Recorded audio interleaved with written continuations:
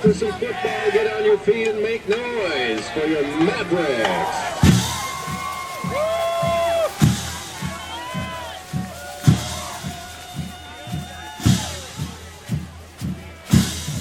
Number 34, Austin Wells will take it off for Southwest Minnesota State. Back deep for the Mavericks is number 3, Corey Brent.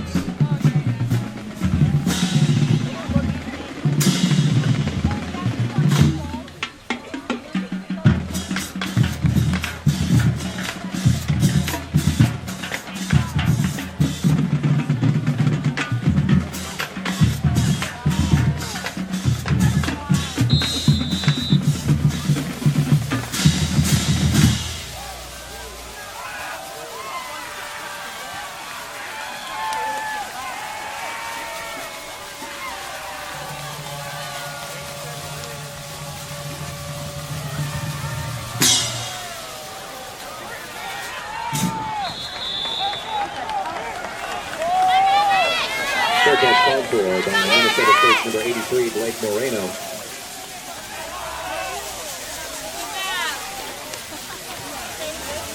"30 yards on the kickoff for return, 1st and 10 for the Mavericks at the 35-yard line.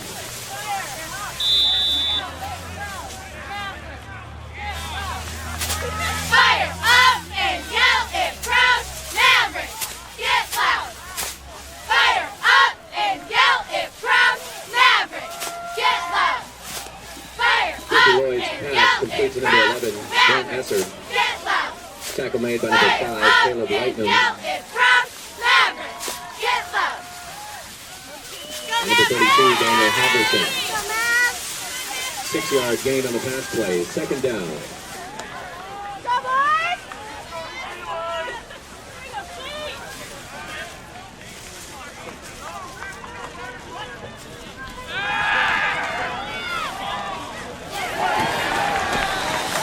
Lloyd completes to number 85, Ty Dennis. Tackle made on the play by the Mustangs, number 2, Michael Everett.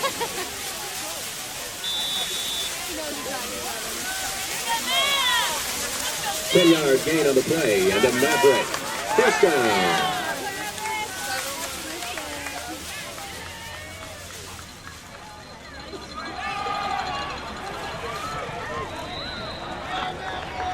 Virgil Hammond, the ball carrier. Run out of bounds by number 24, Wes Bednar. Gain of 8 on the play, 2nd down.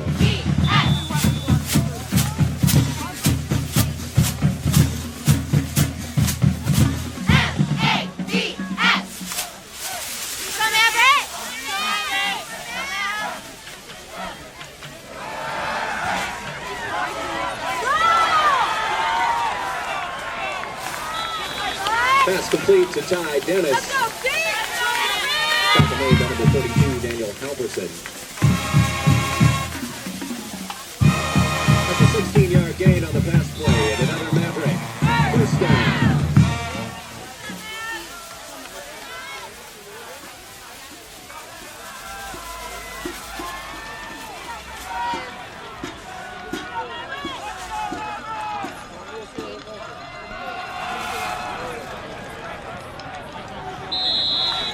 Hammond on the carry for the Mavericks. Tackle made by number 5, Caleb Lightman. And number 35, Chance Stewart.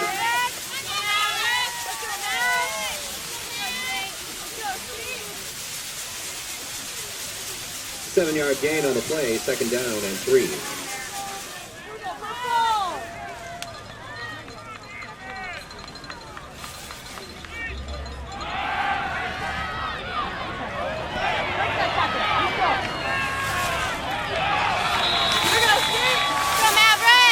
Mankato on the carry.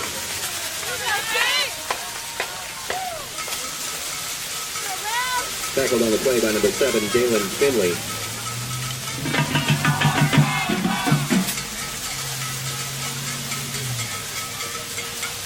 One-yard loss on the play, 3rd down. Himself, because he is a hard runner. He's pretty shifty, too. We've been impressed with him anytime he tries to run. All right, trips on the left side. One tight end on the right side. Ricky looking out there on the left wing, gets Esser. He is at the 20, he's at the 10-yard line and down at the 8-yard line. Well, they have come out swinging, Casey. They are throwing the ball all over the place, and that time Esser wide open and Ricky Lloyd right on the money. First and goal from the 8. Quickly up to the line of scrimmage. Play action, rolling right. Ricky Lloyd fires the football wide open in the end zone. Making the catch, big number 89, Eric Fuller. 6 touchdown catches on the season for Eric. Well, Trevor Nissen went down, and I'll tell you what, they have not lost a beat with Eric Fuller. He has really stepped up big, Casey. Wide open again. Ricky Lloyd rolls out, finds him. 6 for the Mavericks. Some of these patterns look a little different from what we've seen, but again, I think, we'll call the extra point here first. Southwest reeling. The kick is up and good. Kosinski kicks it through, and the Mavericks lead 7-0 at 12:03 of the first quarter. That didn't take long. Back in a minute of the fan Mankato. This is Todd with City Auto Glass. We take your safety seriously. That's why our installers are trained to replace auto glass in compliance with Agri. Auto glass believe some of these numbers here are highest in the industry, and we use the highest quality materials. They're averaging 42.4, but they're giving up 36.4. But that's not unusual. I mean, you could look at a lot of different teams. They'd probably be in that same category. Patrick's on third is your Vikings game day. How long of a touchdown was that pass? Vikings game, That 8 or something like that? It was 8 yards. Savor half-price appetizers. A delicious 2-topping pizza for just $10.95 during the game. You're always a winner at Patrick's on third with 30 taps of craft beer and their world-famous patty melt and the best burgers on the planet. And it's all served with Patrick's warm Irish hospitality. Good times, great food, great beer, and great specials for every Vikings game at Patrick's on 3rd in St. Peter. School Vikings. 8-yard touchdown reception for Eric Fuller. 8 plays, 65 yards, 2:57 elapsed time, 7-0 MSU. Well, the only negative is they didn't take any time off. No, they didn't take any time off at all. Just marched right down the field just like a machine. There's the kickoff, high end over end, coming down at about the 7-yard line. And flying in, flag goes down. But flying in to make the stop for Minnesota State was, that's a familiar name because he had a touchdown here a couple of weeks ago, Nate Fennell. Yeah, very nice open field tackle. Looked like he might break up and have a pretty good return, but Nate said no way and have a block in the back, so it'll even push it back a little farther, Casey. Gabriel Galamu, the wide receiver, 6'1", 190, redshirt freshman out of Brooklyn Park, Minnesota, was the one who carried it, but the penalty goes against Southwest, takes it back to the 9-yard line. Yeah, real good. You know, they've had real good special teams coverage, Casey, in almost every game. They've not been hurt bad by that. Nope. Well, here's our first chance to see big number 14, Blake Gimble, under center. Pitch back. Goes to Simmons. He finds a hole straight up the left side and comes across the 15 to about, let's see where it is. That's going to be a first down. Right at just about to the 20-yard line, Casey. That was student body left. Yeah, it was. They just pulled everybody out and just charged forward a big hole and a big gain. They have a wing on the left side. They put Galamu in motion. They give it to Simmons again on the pitchback. He's at the was he hit? His legs were taken out from under him, and coming up to make the hit for the Mavericks was Jared Gillespie. Oh, my goodness. That was a textbook tackle there, Casey. Again, same thing. Student body left looked like a big hole, but Gillespie said, no way, I'm putting an end to this. Under center again. Puts a man in motion. Slight motion. Play action. Wants to throw it, throws it over on the sideline, overthrowing the intended receiver. That might have been, it was Nate Hewitt for the first time. And our number 4, Larry Moore, on the coverage, and he really threw that out of bounds because Nate Moore was right there, stride for stride. Great coverage that time. Yeah, he was almost attached to Nate Hewitt, but of course no penalty because he didn't do anything. Well, the 4s are matched up again over there, Casey. Yes, they are. It's 3rd down and 6. Gillespie is over here on the right side. Gillespie watching him. They've got another receiver coming out there as well in the slot. This time they go to the pistol. Looking left. He's in trouble, and he's going to be hit and sacked Big number 90, Zach Dodge. 5'10", 300 pounds, and again, I don't care. People might think I'm kidding, but he's quick.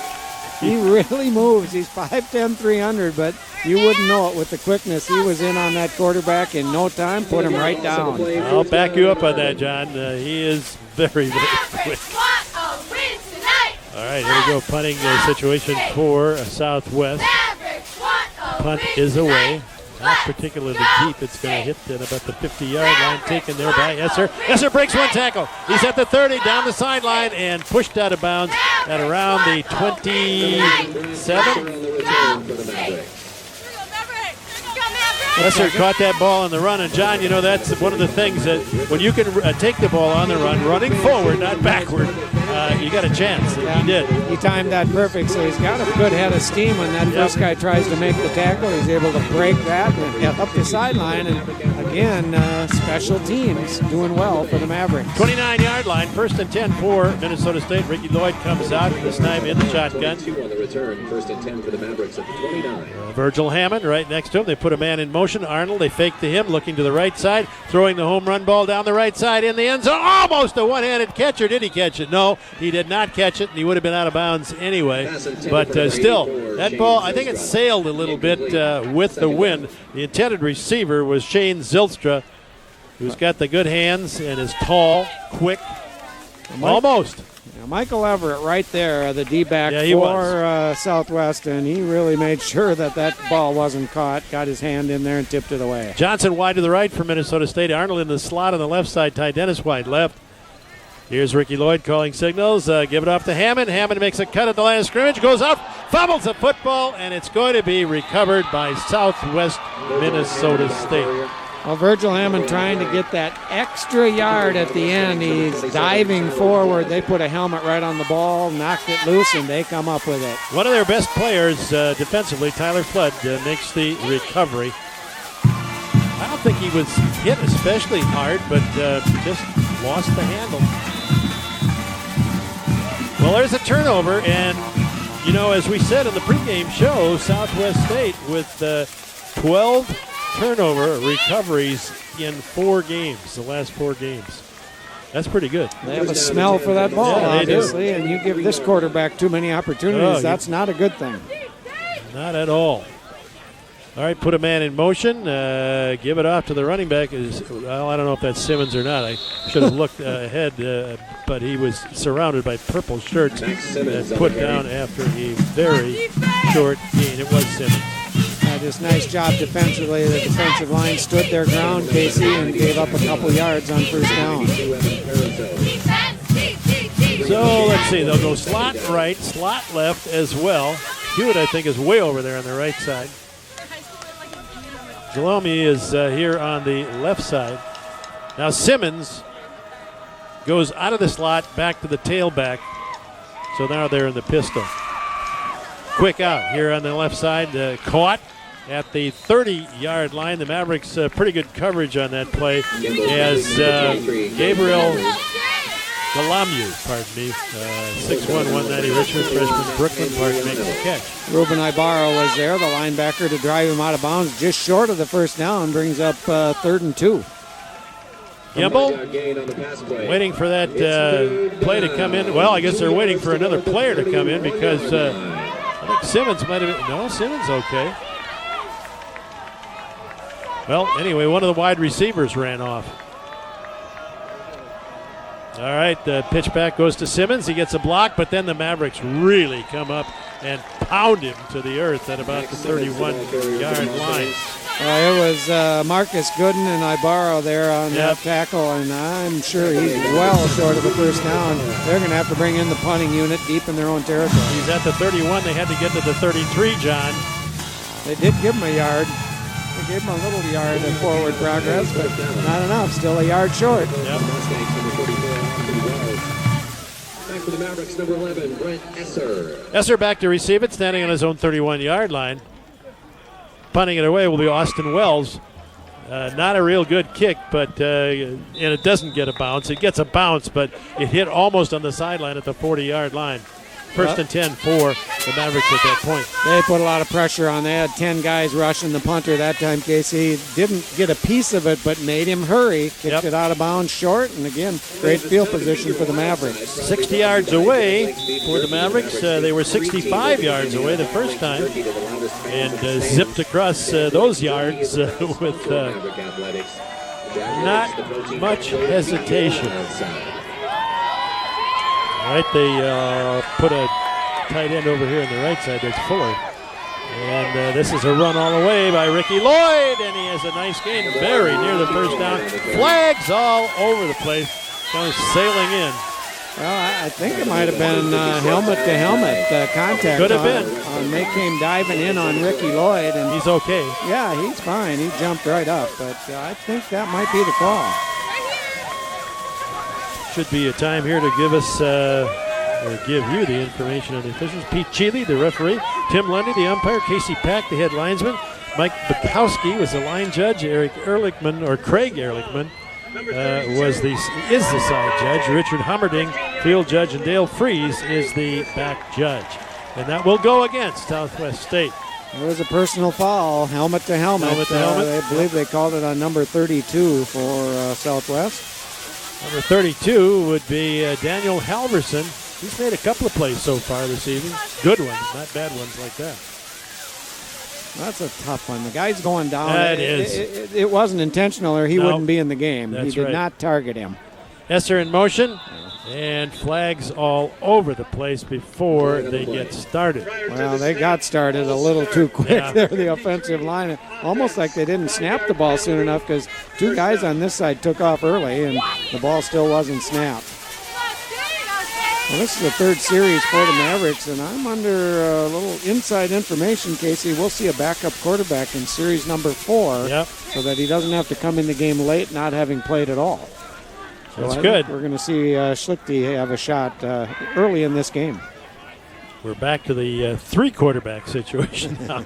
All right, Esser gets the handoff coming in from the slot. He is hit and dropped at the 39-yard line. Probably I'm just saying probably the first person to get there might have been number 24, Wes Bednar, or a couple other people. Tyler Flood also. Flood, yeah. Tyler, one of their best defensive players, as we said before. Really good pursuit. Looked like it might break open a little bit, but he pursued very well and didn't give him much a gain at all. Finley out here on his own watching Zylstra. Lloyd, however, looking over on the left side, and that was a heck of a play. It was intended for Ty Dennis, but knocking it away, number 2, Michael Everett. 5'11", 182 senior, Miami, Florida. Oh, he just timed that perfect. That was a beautiful throw. It was right there to Ty Dennis, but he just got that hand in front of him and got a piece of it. That's one of the things, I don't know if we said that on the air, but we were talking about the fact with Corey Sauter that their secondary has had some injuries, and they've been a little,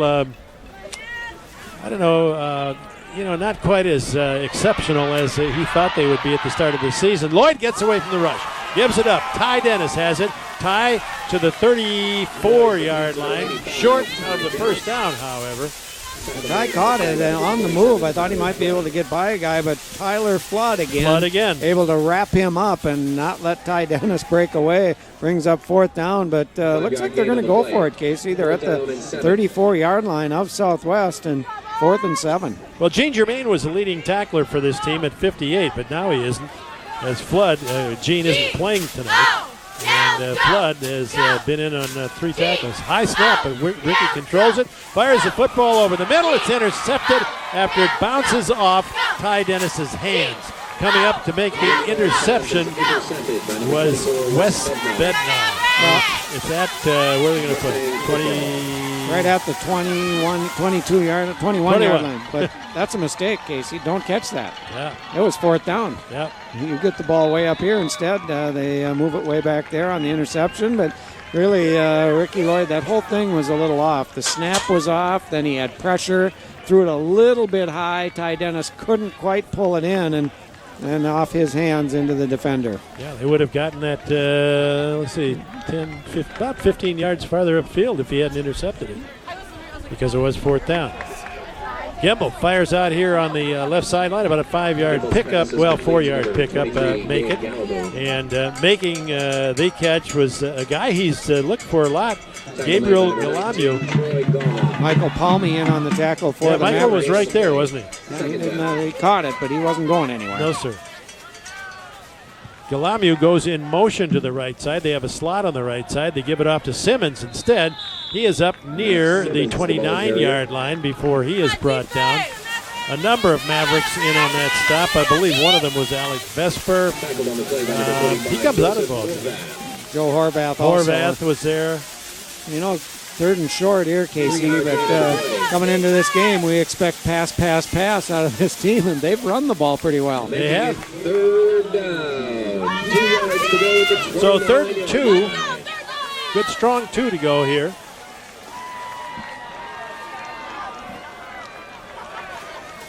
Under center. Gimbel. Play action. Fires out here on the sideline. It is complete. Making the catch coming out of the backfield was Dalton Jones, 6'1", 238 sophomore from Sioux Falls, listed as a fullback and a linebacker. So there's your converted linebacker. And that play action pass really froze the Maverick defense.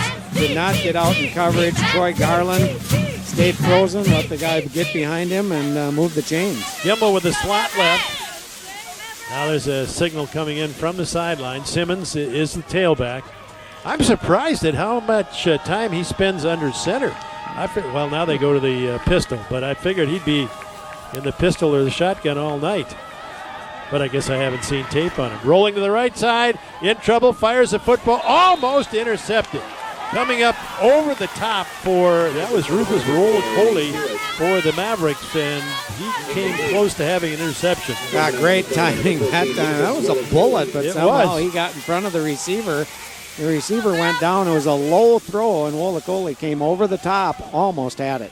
You know, the impressive thing about that, though, well, not only Wolikoli, but Gimbel, kind of throwing it across his body, but yet getting a lot of mustard on it.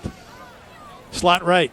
Single wide out of the left side, looking to the left side, firing over the middle. He's got his tight end making the catch. That is Hamilton Mateski. Hit almost immediately, though. First man to get there for the Mavericks, Ruben Ibarra.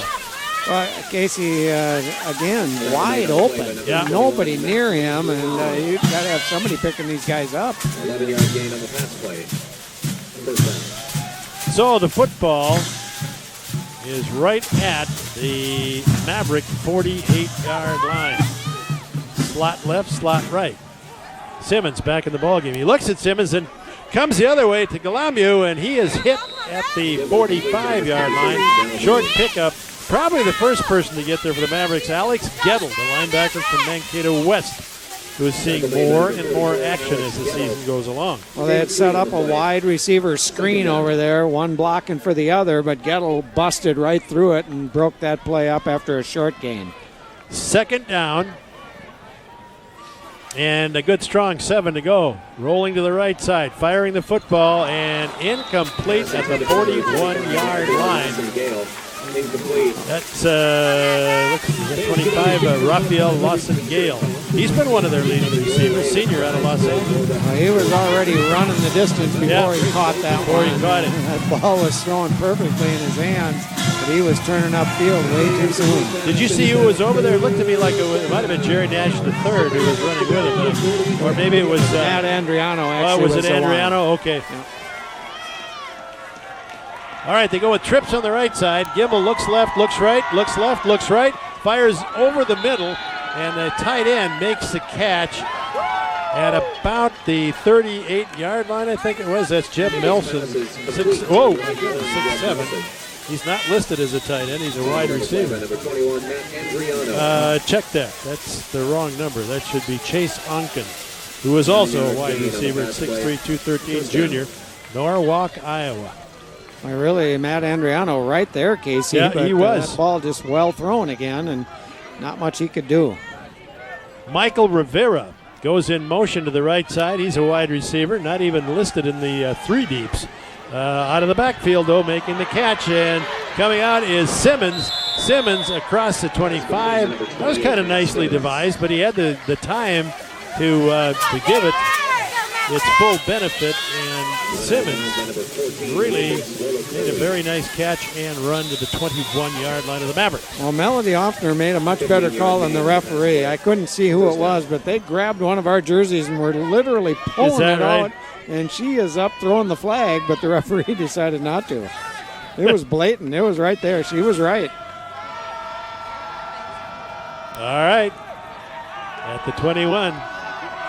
Lamu wide to the left side. They have a slot right. They give it to Simmons instead. Simmons hit almost immediately by the Maverick Zach Dodge, and then a lot of people came in to help. Nice job. Good penetration that time by Zach Dodge. He was able to shed his blocker and get a piece of that running back. Football just inside the 19, John, and second down, let's call it about 7. Second down. Gimbel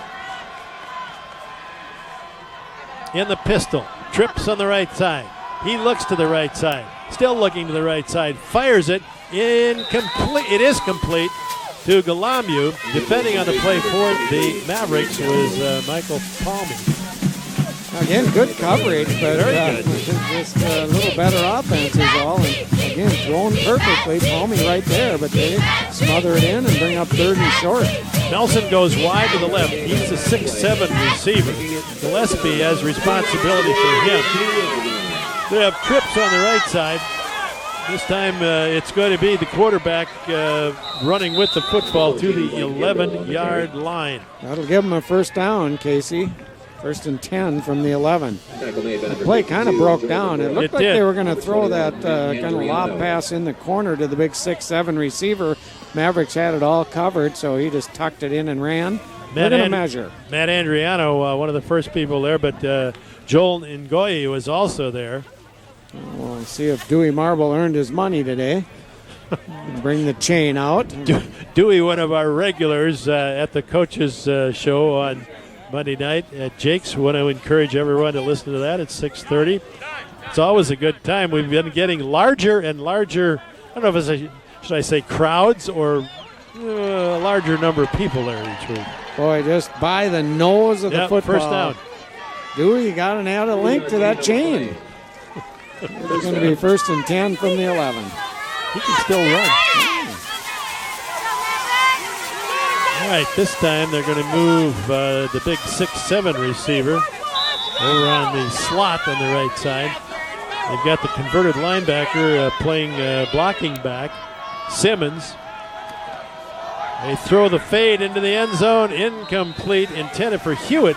Hewitt hasn't been singled out much tonight. I think that's only the second time they've thrown to him, probably because Larry Moore is right in his hip pocket. Again, he was right there. If that's thrown so the receiver can catch it, it's intercepted.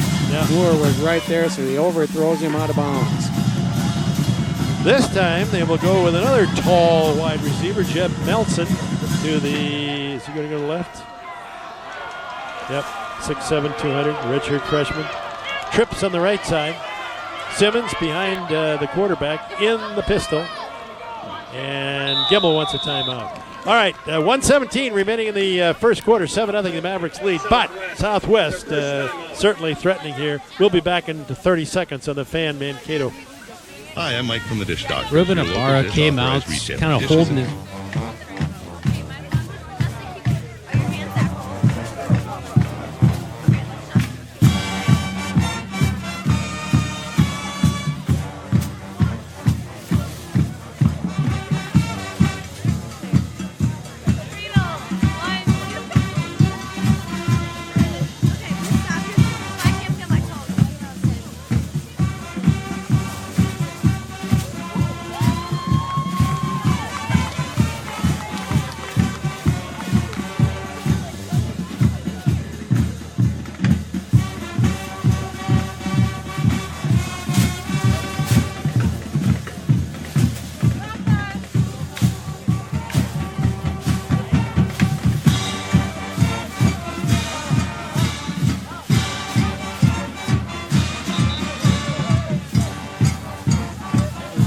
earlier this season.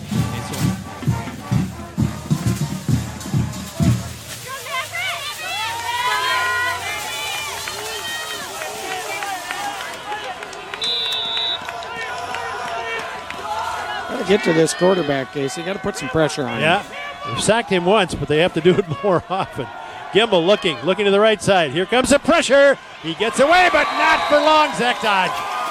Well, it looked like he was going to get away, but again, Zach Dodge quick enough to dive and get his ankles, bring him down from behind. You know, he really has good footwork. I wonder, now he doesn't look like a basketball player, but I wonder if he played sometime. Well, he took up most of the lane if he did. I would think so. Yeah, He's no point guard. It would take more than 3 seconds to get him out of the lane. Brandon, you talked to him after the game to find out if he played some basketball. All right, I will. All right, we have trips on the left. No, we don't. As they put a man in motion to the right side. Gimbel looking to the right, he's got a man over the middle, and it is knocked away. Flag goes down. That was a pretty darn good play by the Maverick defense. Larry Moore was there, but I think also, is that number 19? It is number 19. That's Thielen's old number. Troy Garland also there. Well, there were 3 flags, Casey. So yeah, they're all over the place. Not much confusion on what this call is going to be. No. It's going to go against the Mavericks. One of those people that we mentioned may have been, shall we say, connected to the wide receiver long before the pass got there. But this is going to give the Mustangs perfect field position. First and goal from the 3. Did you see who it was, Brandon? Yeah, it was on Larry Moore. He had his hand on the hip and then came up on the shoulder as well as that pass was thrown. So, yeah, he was a little draped on him. Put a man in motion to the left side. Hewitt looking to the right, looking over the middle. He's got a man wide open in the end zone. Caught by Jalamu. Well, just way too much time for Gimbel back there, Casey. You give him all that time, he'll pick you apart. He does on this drive, and they put 6 on the board. Most of the receivers that he has are not real big, except for the 6'7" kid, Nelson. Chase Onken, too, at 6'3". The other ones are, but they're quick. Boy, are they quick.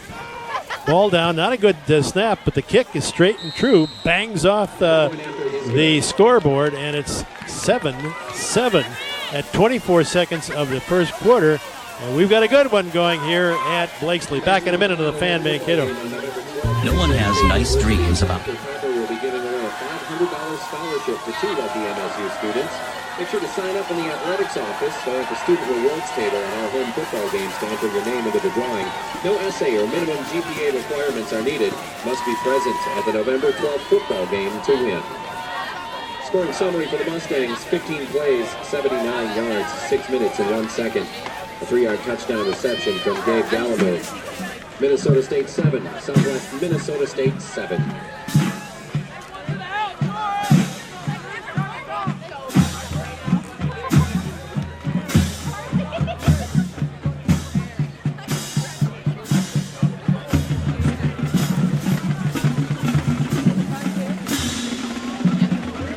Number 34, Austin Wells will kick off for the Mustangs. Back deep to receive the kick for the Mavericks. Number 3, Corey Brent.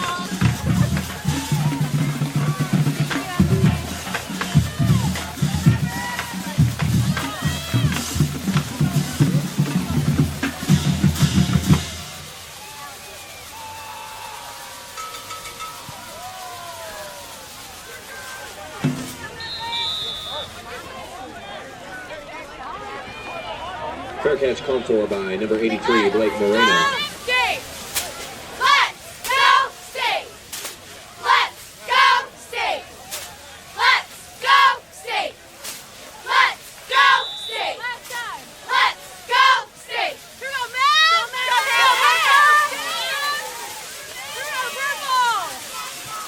First down and 10 for the Mavericks at the 32-yard line.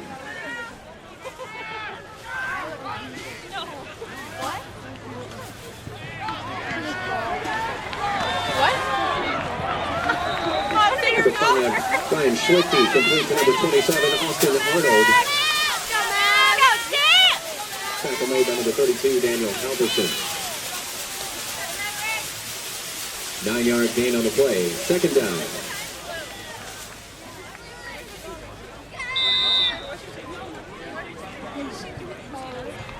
Cheer.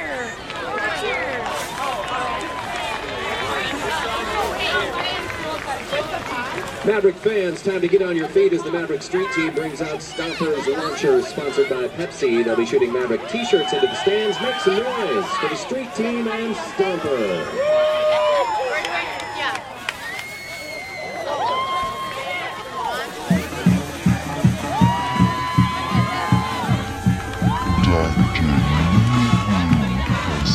Big idea. Attract more women to science and engineering careers. As a young girl who loved building things, she helped her mother with home remodeling projects. Now, as a construction management professor at Minnesota State Mankato, she's a role model to her students and graduates as they become leaders in the building industry. Big ideas, real-world thinking. Minnesota State Mankato. Go further at mnsu.edu.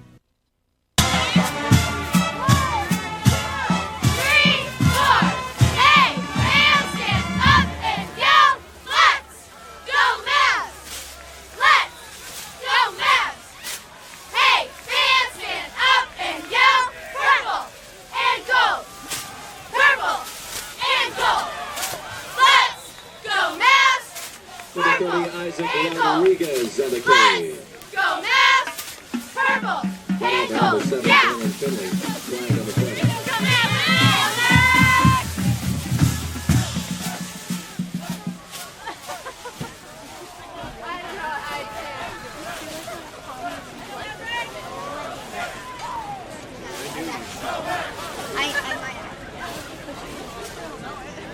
Who goes purple?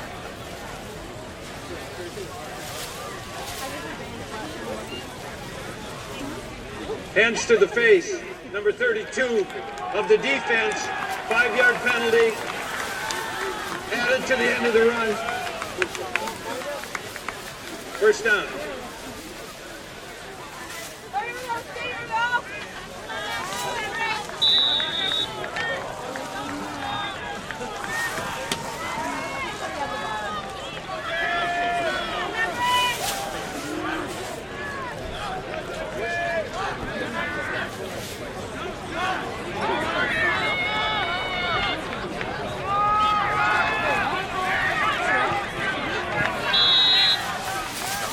Number 30, Isaac Rodriguez on the carry. Go State! Come on, figure it out, Tackle made on the play by number 36, Eston Weber. Gain of 4 on the play, second down.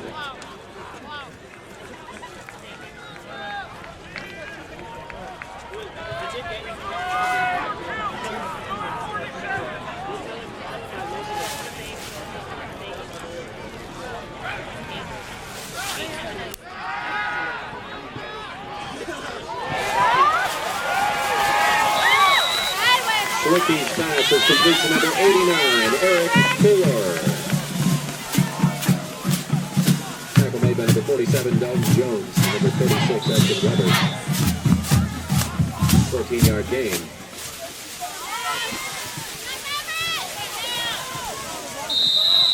Number 5, Ryan Schlichty on the carry for the Mavericks. Tackle made by number 7, Dalen Finley. Gain of 5, second down. 5 yards out of nothing. Gets it to the 21. So this time Hammond will go out there in the slot. It's second or third time he's done that. Zylstra wide to the right side, Dennis wide left. And they will put to Hammond in motion. There was a reason for that. He gets the handoff. Picks up about 1, maybe 2. Coming out there to defend the perimeter, and I think he probably hurt himself a little bit, but Eston Weber did the job. His helmet was half off at the end of that. There is a flag down on the other side. I see that now. That guy's just a note. He's coming out of the game. Yeah, he got is. real wobbly. He definitely needs to be checked for a concussion. Well, you know, what was it, about 3-4 plays ago, too, Brandon, over on the other side of the field, he hit the runner and didn't look real good getting up. Do we have 12 men on the field with Hoffner out there? He's halfway out on the field. He's not liking what's being called. No. We have a legal motion, number 15, of the offense. He started at the end of the line and went into motion without establishing himself in the backfield. 5-yard penalty, second down. Well, how could he establish himself in the backfield when he was coming in on that handoff? Well, they're saying that he lined up on the line of scrimmage, not in the backfield. Oh, okay, all right. Hoffner's saying he checked with the official and said he was okay. But, that's where the confusion is. That's why Coach Hoffner is very upset with that. But that was the call, that he was on the line, not set up in the slot. Now I got you. I should have been listening more closely because we can pick him up here. All right, now it is 2nd and 10 from the 26. Schlichte calling signals. Dennis wide left. They have a slot on the right side. Looking over the middle. Schlichte, nope, flag. Procedure, somebody went early. Yep. This looked like they were having trouble getting that play off, Casey. There seemed to be some confusion. Number 89 on the offense, Eric Fuller with the false start. Not moves back to the 31-yard line. It's 2nd down and 15. 12:40 remaining in the first half. 7-7 is our score. And believe me, in the NSIC this year, a couple of teams that can score the way these two can, that is unusual. Second quarter, 7-7. I like Zylstra one-on-one out here. Yeah, I see that. A flag goes up. And Schlichte gets belted as he releases it. It's complete. But unfortunately, maybe that'll go against Southwest. There's going to be a late hit on Schlichte without a question. I don't know what the first flag was. Schlichte's happy about it. So coming in for the Mavericks, Connor McKean, wide receiver, 6'4", 210, senior. Woodbury. Well, they had a little delayed screen pass to Hammond that was set up very well and run well. But then we got flags again. We're going to have a yellow field here pretty soon. That was, let's see, pick up to about, the 24 perhaps? On the offense, 5 men in the backfield. Personal foul, number 5, hitting the quarterback below the waist. Goes offset. Second down. Repeat second down. Repeat second down. You heard that. 5 men in the backfield and hitting the quarterback below the waist. So the penalty's offset, and the ball will remain at the 31-yard line. Brandon, what were you doing? Sneaking into the backfield? Yes, I was trying to get in there. You know, I want to fulfill my dream. If Coach would have put me in fourth quarter, that type of thing. That type of thing. Okay. All right, H-back on the left side. Slot right. Schlichte gives it off. Virgil Hammond. Virgil, there was a hole there, but it closed in a big hurry. A lot of white shirts. He followed Fuller through that hole, and again, Southwest pursues very well. If there's any kind of a delay or slow type play, they've got pretty darn good pursuit, and it brings up 3rd and long. Hayden Acker was there, number 27. Tyler Flood was. Tyler Flood is usually on just about every play. So this time Zylstra goes wide right, Esser in the slot, and Dennis to the left. And they're in the shotgun. Schlichte calling signals on 3rd down and 12. Schlichte looking over the middle, looking to the left. Pump fake, throws it. Dennis, touchdown, Mavericks! Great job, a pump fake by Schlichte, and Dennis blew by his guy. Oh, did he ever. Wide open, and Schlichte laid it on the money. 6 for the Mavericks. That was pretty funny because Jake Porter, one of the offensive linemen, did a nice job in protecting Schlichte, and he was celebrating. Well, they came after him. They blitzed and didn't get to him, and that allowed Dennis to get deep, and a beautiful throw by Schlichte for 6. Jelisinski comes in. Arnold will hold. Ball in the air. Looks good from here. Hits the scoreboard. And the Mavericks take the lead at 14-7 at 11:21 of the second quarter. Back in a minute on the fan, Mankato. Hi, this is Julia Corbett, attorney at Love Gage & Krause. Since 1896, we have been one of the most respected law firms in Mankato and the surrounding area.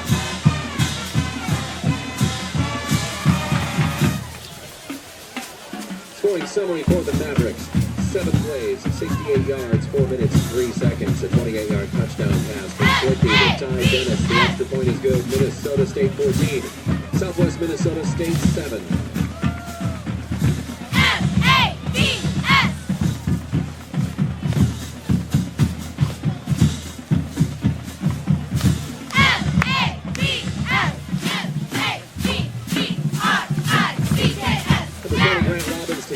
for the Mavericks. Go State! Go Mavs!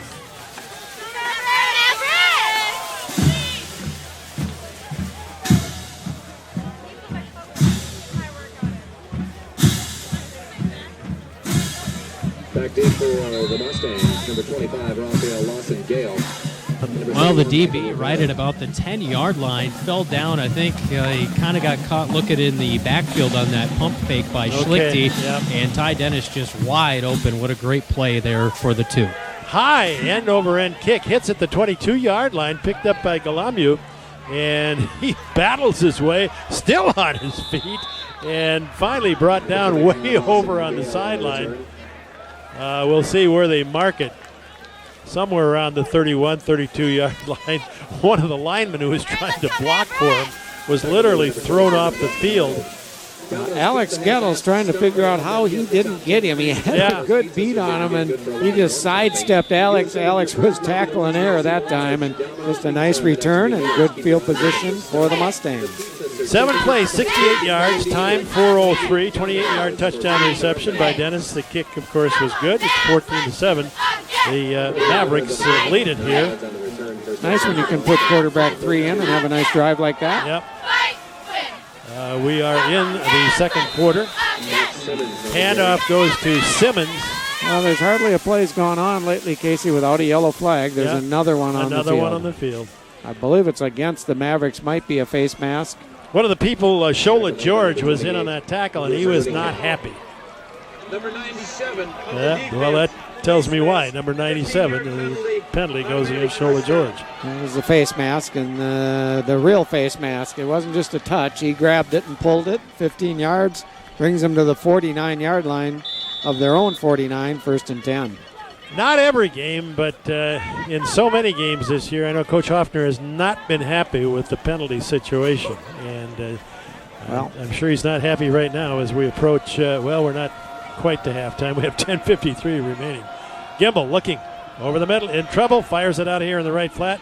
Wide open is Hewitt. Hewitt has to retreat, though, to catch the football at the 41-yard line, and he is hit immediately by Andrew McCrae. Andrew had a big game at Augustana. He's called his name quite often, but again, if you give this guy that much time, you can't cover these receivers that long.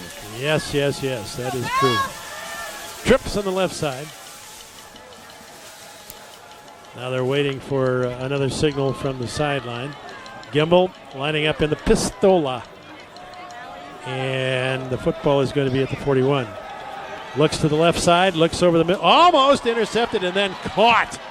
Caught at the 25-yard line by Galamu. Well, Marcus Gooden couldn't get his hands up fast enough. It was a bullet almost right over his helmet. And I thought he was going to pick it. He just couldn't get it up there quick enough, and then right to the receiver. 1st down and 10 at the 25-yard line of the Mavericks. Quadri Basari is in there now in the slot on the right side. And Gimbel, again, getting another signal from the sideline. Hewitt wide to the right side. Straight back to throw, throwing down the left side. He's got a man open in the end zone. Incomplete. He lost it in the lights. He banging his helmet with both hands, but again, I think he did lose it. He was certainly, or maybe he was hearing footsteps because 2 Mavericks were approaching. He had Gillespie beat by about 2 yards, Casey, and that ball was thrown very well. He's going to go back and apologize to his quarterback. Was that Galamu? I think it's 23. It was 23. Yeah. Unfortunate for the Mustangs, but fine for the Mavericks. Trips on the right side. Simmons in the pistol right now. We'll see if they stay that way. Waiting for the snap, rolling to the right side. There's a quick pass, hitch pass on it. Did his knee go down? I don't think it did. Catches it at the 18, spins, goes to about the 7-yard line. It looks like he stepped out right at the 10, Casey, but he made a great move. And his knee almost touched the ground, but he got his hand down to keep his balance. The Maverick went flying by, and he picked up big yardage, 1st and goal. Raphael Lawson-Gale was the man who caught it. He's been one of their best receivers all year. They have about 9 or 10 people who have caught passes on the season. Kid spreads it around, pistol, give it off to Simmons. Simmons finds a hole inside the 5 to about maybe the 4-yard line. First man to get to him was the veteran defensive back, Matt Andriano. Well, James Sherrill and Ty Bird, the guard and tackle on that side, took care of business. There was a big hole, blew the Mavericks out of there, and second down and goal from the 5. They have some big boys on that offensive line. The Maverick offensive line averages about 300 per man, but these guys, we'll double check it here when we get a chance. Almost the same, I'm sure. Simmons has it into the end zone. Touchdown, Mustangs. And again, a good hole over the other side. This time, maybe the man who made the biggest hole was number 77, James Sherrill, 6'6", 338. Now they're big, and there was a big hole, and he just goes diving into that end zone untouched. So Hewitt will hold, and kicking will be Blake Gimble. I think this is about the 4th kicker they've tried, and the quarterback seems to be okay at it as he knocks it right through. And the kick is good. So 14-14 is our score. That didn't take long. 8:46 remaining in the second quarter. We're all tied up. Back in a minute on the Fan, Mankato. Jake Stadium Pizza in Mankato is all Man, that is a deal every Monday. Yeah, it's huge. Pizza for just $10. 6'7", 290, 6'5", 304, 6'5", 285, 6'3", 288, 6'6", 338. Sorry, no delivery on the Monday pizza deal. Order your favorite single topping pizza on Mondays from Jake Stadium Pizza in Mankato. 226. Wouldn't it take the 68 yards, 3 minutes and 26 seconds. 4-yard touchdown run. Appliances always seem to quit working at the worst time. Doug here from Myron Simpson Appliance. The holidays are just around the corner, and broken down appliances is the last thing you need to be thinking about. Call our professional service staff, and we can get you back up and running in no. Number 34, Austin Wells to kick off for the Mustangs. Back for the Mavericks, number 3, Corey Brent.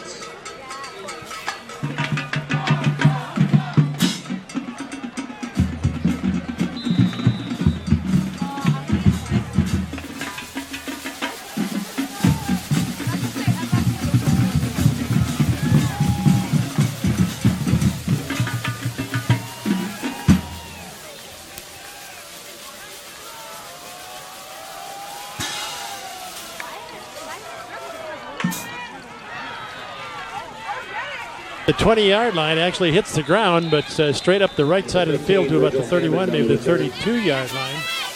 And that looks like it is. Our running back for Minnesota State, who is, I think, I don't know if I've ever seen him return a kick before, but that's Virgil Hammond. Well, he's the I guess he kind of the first line in front of Corey Brent, and that one, Ben going to the tight end. They kicked a little deep that time, so Virgil Hammond got a chance to return. Ricky Lloyd back in the ball game now. He spins, gives it off, and not much there. Was that Rodriguez? It was. Do we have another flag? No. Tyler Flood. I tell you, we've called his name way too many times. Yep. Somebody's got to put a shoulder pad to that guy. 7 plays, 68 yards on that last drive. 4-yard run by Max Simmons. Took 2:26. Ricky Lloyd going to run with the football, and not much there. They wedge him out a little bit, but maybe a yard, maybe 2, and that's it. Well, the Mavericks came out firing the football, John. They've gotten kind of conservative here. Webb Bolstead, 6'5", 282 from Hopkins. He did not let Ricky Lloyd get going anywhere. So the football is at the 33-yard line. Third down, long 8, short 9. Dennis wide to the left side. Esser in the slot. Zylstra wide to the right side. Shotgun. Lloyd looking right, looking left, in trouble. Gets away, rolls to the right side, fires the football. Zylstra makes the catch.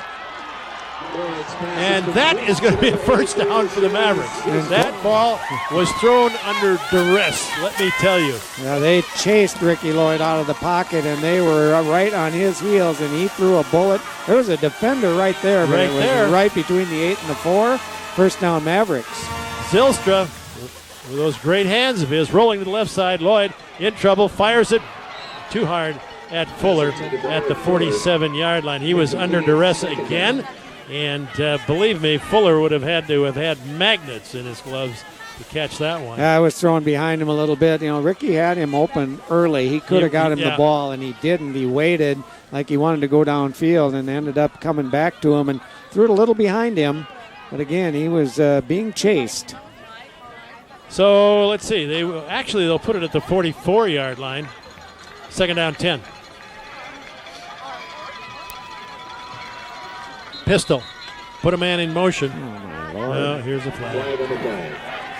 Arnold went in motion. The question is... Prior to the snap, false start. 61 of the offense. No, false start in the line Second down. for Minnesota State. Garrett Beeble moving a little too quickly. Second down, 15. Well, Beeble's the center. I wonder if he didn't move the ball. He may have. Yeah. Connor McKean wide to the left. They have trips on the left side. Arnold on the inside. And handoff inside. Not much there. I tell you, they tried to run. The hole looked like it might open up, but guess who? Tyler Flood filled the hole. Hammond changed direction, but there was just nowhere to go. Nope, nothing open for him at all at the 45. Alex Nye. Third down. 1 yard gain on the play. Third Might down. have picked up one. Arnold, slot left. Zylstra, wide left. Dennis, wide right. Pump fake. Uh-oh, he's in trouble. Ricky's going to go down at the 30. Yeah, they just had pressure. They just collapsed that pocket, and Ricky not able to get rid of the ball. And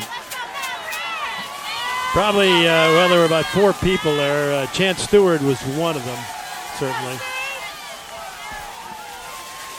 And also it looked like Eston Weber was there. So a punting situation for the Mavericks. Persick will punt it. Oh, that was close.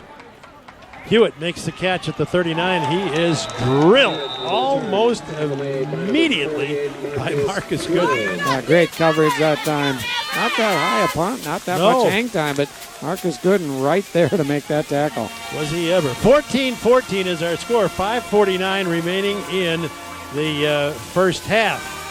Now, both teams have been able to move the football, but again, considering what's been happening this year, we figured it would probably be about, 24-21 by now. Or maybe more. Somebody predicted 65-50 or something. I can't remember what that was. I can't remember that either. Yeah. All right, put a man in motion, slot in motion to the left side. Gimbel looking right, now goes left, fires the football, and I think he's just going to throw it out of bounds. Nobody there, and good coverage by Minnesota State. Good pressure by the Mavericks, too. Dodge was in on Gimbel, chasing him. He did not want to get hit by Zach Dodge. No, he didn't. He got rid of that ball smartly, threw it out of bounds, brings up 2nd and 10. They put Raphael Lawson-Gale in motion. I think they were looking for him, but again, Dodge in there to put the pressure on. So that would be counted as a hurry, and then some. All right, slot left. Single wideouts either side. Pump fake. Throwing it out on the flat. Caught by Raphael Lawson-Gale. Gets away from one person, 2 people, but coming up to make the hit, and a very good hit, was Marcus Gooden. Boy, it's going to be a first down, though. He made a really nice move after the catch. He was short of the first down, but he was able to avoid that first tackle, move the chains right at the 50-yard line. So, 1st and 10 for Blake Gimbel, and the Mustangs. In the slot on the right side is Quadri Basari. They have single wideouts on either side. Looking left, firing the football over the middle. He's got a man wide open, and dropping the football on the run was Davian Shelton. And I'm telling you, that is 6 points on the board. He is wide open behind everybody, running away from him. couldn't have put it any nicer, Casey. Nope. That was on a platter, and he just plain dropped it. He dropped it is right. So Shelton listed as a tight end, 6'2", 222 senior out of Compton, California. Slot right. Second down 10 for the Mustangs. Clad in white with gold helmets. The Mavericks in purple and black with purple helmets. Play action. He's in trouble. Gets away from it. Fires the football. He's got a man out there. Great hit over on the sideline. Incomplete. Wonderful hit by Corey Brent. Well, that ball was sitting there, and Corey went right after it. It would have been a huge completion down to the 25-yard line, but Corey Brent, Johnny on the spot, knocked it loose. Brings up 3rd and 10 at the 50. Boy, I tell you, looked like they got to Gimbel, and somehow he escapes the pressure. He did. And gets off that pass. Big play here, 3rd down and 10. Just short of the 50. Trips on the right side, single wide out on the left side. Gimbel looking to the right, looking over the middle, and intercepted by the Mavericks. Intercepted by the Mavericks. 50, 40, 35, and down. Let's see where they will mark it, but it was Michael Palmy who came up with it. Yeah, just a great interception. He was right in the path of that pass, just in front of the receiver. I don't think Gimbel saw him, Casey. I don't think so either. He got that thing, and then he made a great return out of it. He intercepted it about the 35-yard line of the Mavericks and took it down to the 34-yard line of the Mustangs. Big defensive play by Minnesota State, and now great field position. Ricky Lloyd brings him out. Here we go from the 34 of the Mustangs. Need to take advantage of these mistakes. Got to. All right, they put the two tight ends over on the right side, one of them the H-back. Play action. Ricky looking. Now he's going to run with it. He's at the 35, still running with it. He's hit. Probably didn't make a yard, but is there a flag that goes down? No. Yeah, there is a flag, one. and I think they went at his head again, and they're going to get it for that. Flag on the play. Yep, there is a flag on the play. Well, Corey Sauter, he's about had it with the official. He's been running down the sidelines chasing those guys. Corey always seems like such a mild-mannered person. I think when he's on the sideline, that changes. Yeah, so the big penalty. A mild interview, but then when the game's going on, he's been pretty animated. Yes, he has. And rightfully so. He's trying to protect his players. So the football is marched down to the 20, where it will be 1st and 10 for Minnesota State, and Ricky Lloyd will call signals. And he will have Virgil Hammond back there with him. Esther in the slot on the left side. And Ricky's going to run with it. He's got a gain. He's at the 20, the 15, the 10. Inside the 10, down to about the 6-yard line. Oh, just a nice design play. Everybody went with that fake to Virgil Hammond, and he went to the right. Ricky Lloyd went to the left. Big hole. Nice gain. 1st and goal. It was a very decisive play. Play action, rolling to the right side, and then Ricky just throws it away because he was under a great deal of pressure from Caleb Leichtman. Probably the best thing to do. Corey Sauter is out there. I see him. Yeah, he thinks it should have been intentional grounding. No, there's a guy near that ball. That's all you need. So it is 2nd and goal now from the 6. Shotgun.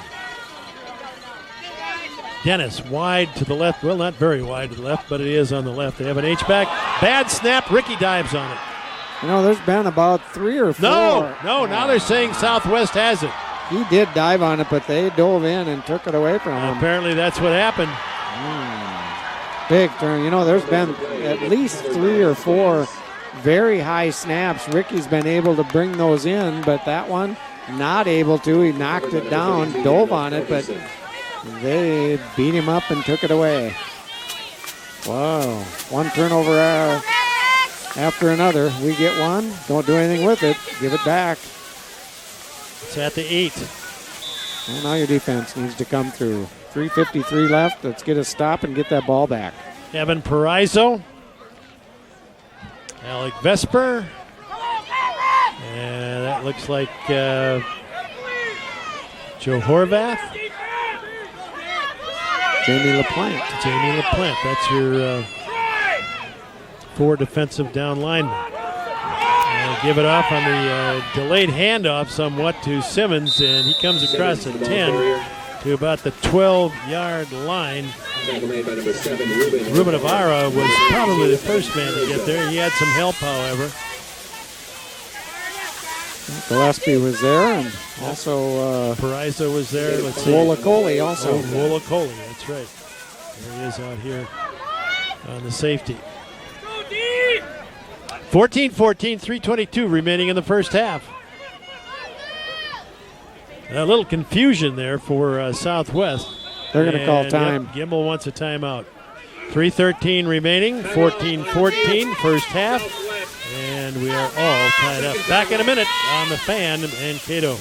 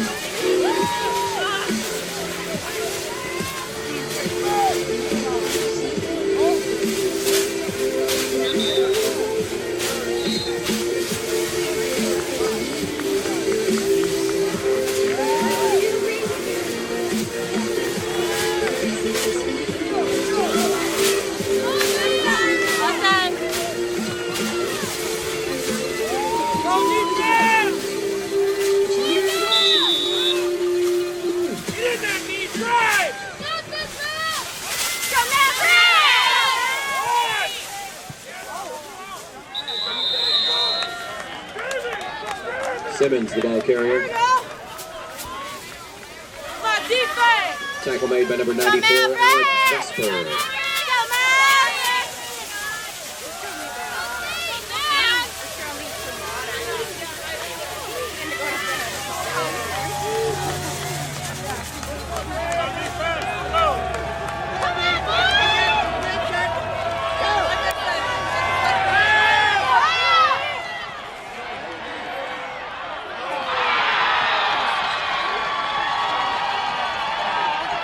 Gimbel's pass complete to number 23, Dave Gallimore.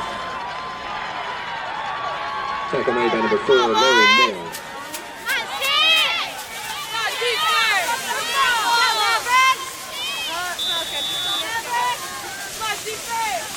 "38 yards on the pass play. First down, Mustangs."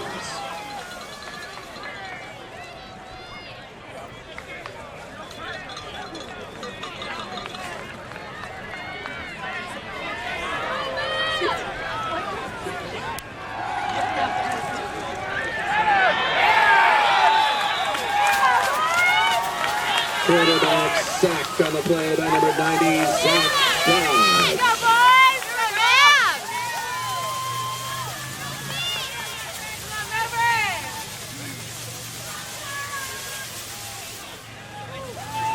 Seven-yard loss on the play.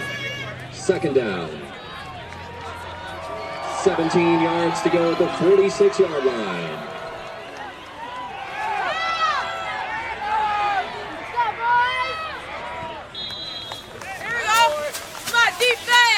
Gimbel complete to number 10, Hamilton McCaskey.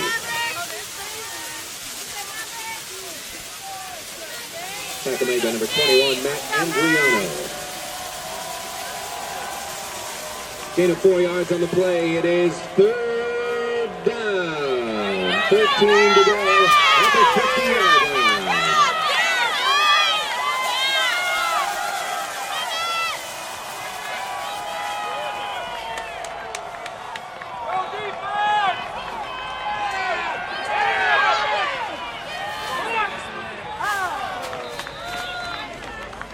Pass intended for Gabe Gallimore. Incomplete. Fourth down.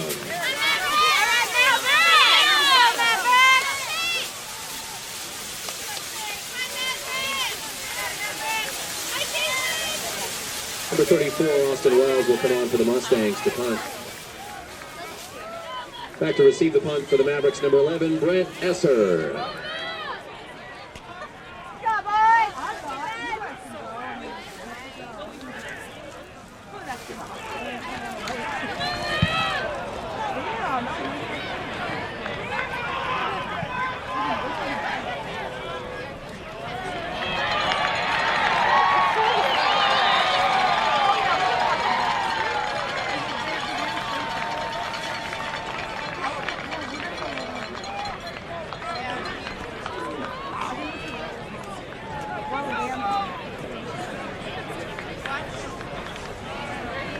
48 yards on the punt. With no return, first and 10 for the Mavericks at their own 2-yard line.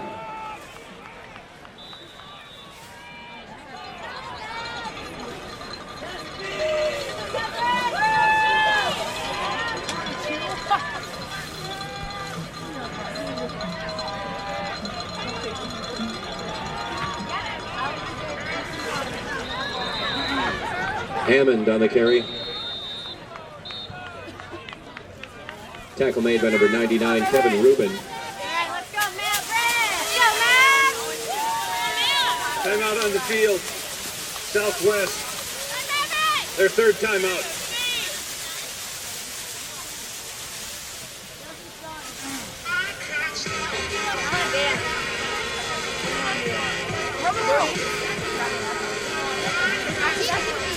Never ask me because I'll always say one.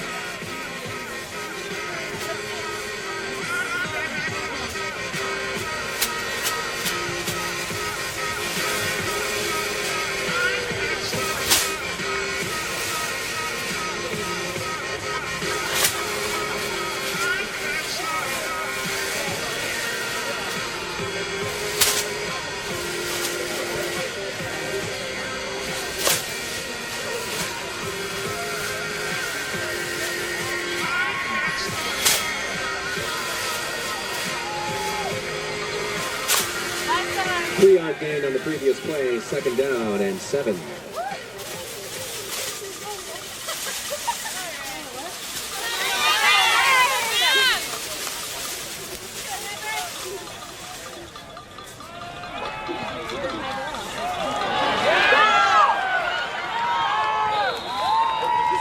Number 15, Virgil Hammond on the carry. Run out of bounds by number 7, Dalen Finley.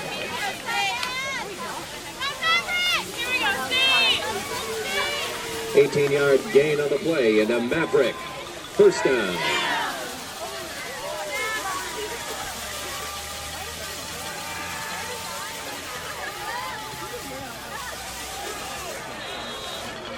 Lloyd, complete to Hammond.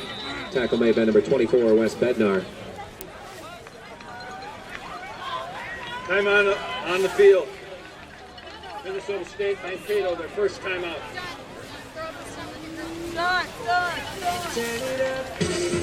6-yard gain on the play, second down.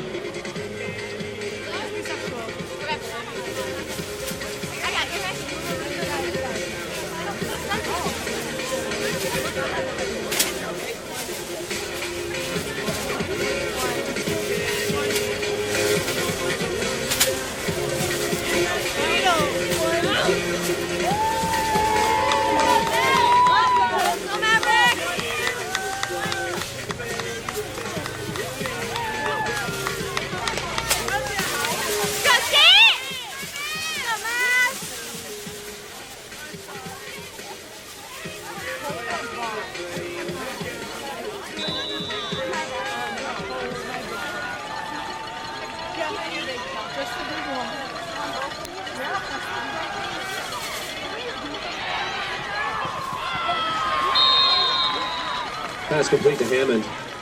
Tackle made by number 56, Alex Nye. 6-yard gain on the play, and the Maverick first down.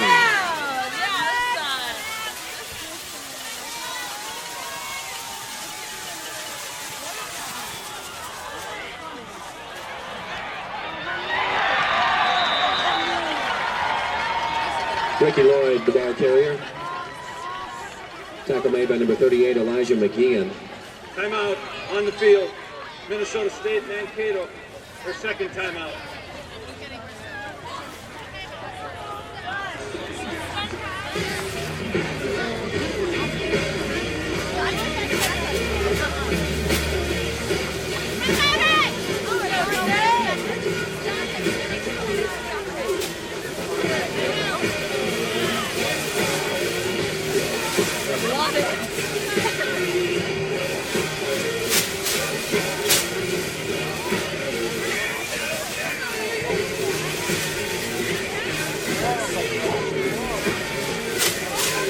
Back into the huddle. Sam is in there, of course. Also for Minnesota State, big Jake Porter. He's been seeing a lot of action. He didn't start, but he's seeing a lot of action tonight. And of course, number 62, that's Kyle Shue. And number 66, Scott McDowell. Mavericks, no, Scott's coming out. But the Mavericks using a lot of people in that offensive and defensive line. Well, 2nd and 13 at their own 32 with 33 seconds left. Slot right. H-back on the right side. Pistol. Play action. Ricky has time. Fires a bomb down. And Zylstra almost, but not quite. He wanted an interference call on that, but he's not going to get it. That was really good coverage. That ball well thrown, but it was number 2 again. He's been a bit of a pest. Michael Everett. Yeah, he was there and able to tip that ball away. Ricky stepped up in the pocket that time and threw one right on the money, but it was very good coverage at the 34-yard line of Southwest. Now we have 26 seconds remaining. 3rd down and about 13. Ricky has time, fires it out here on the sideline. Caught by Dennis.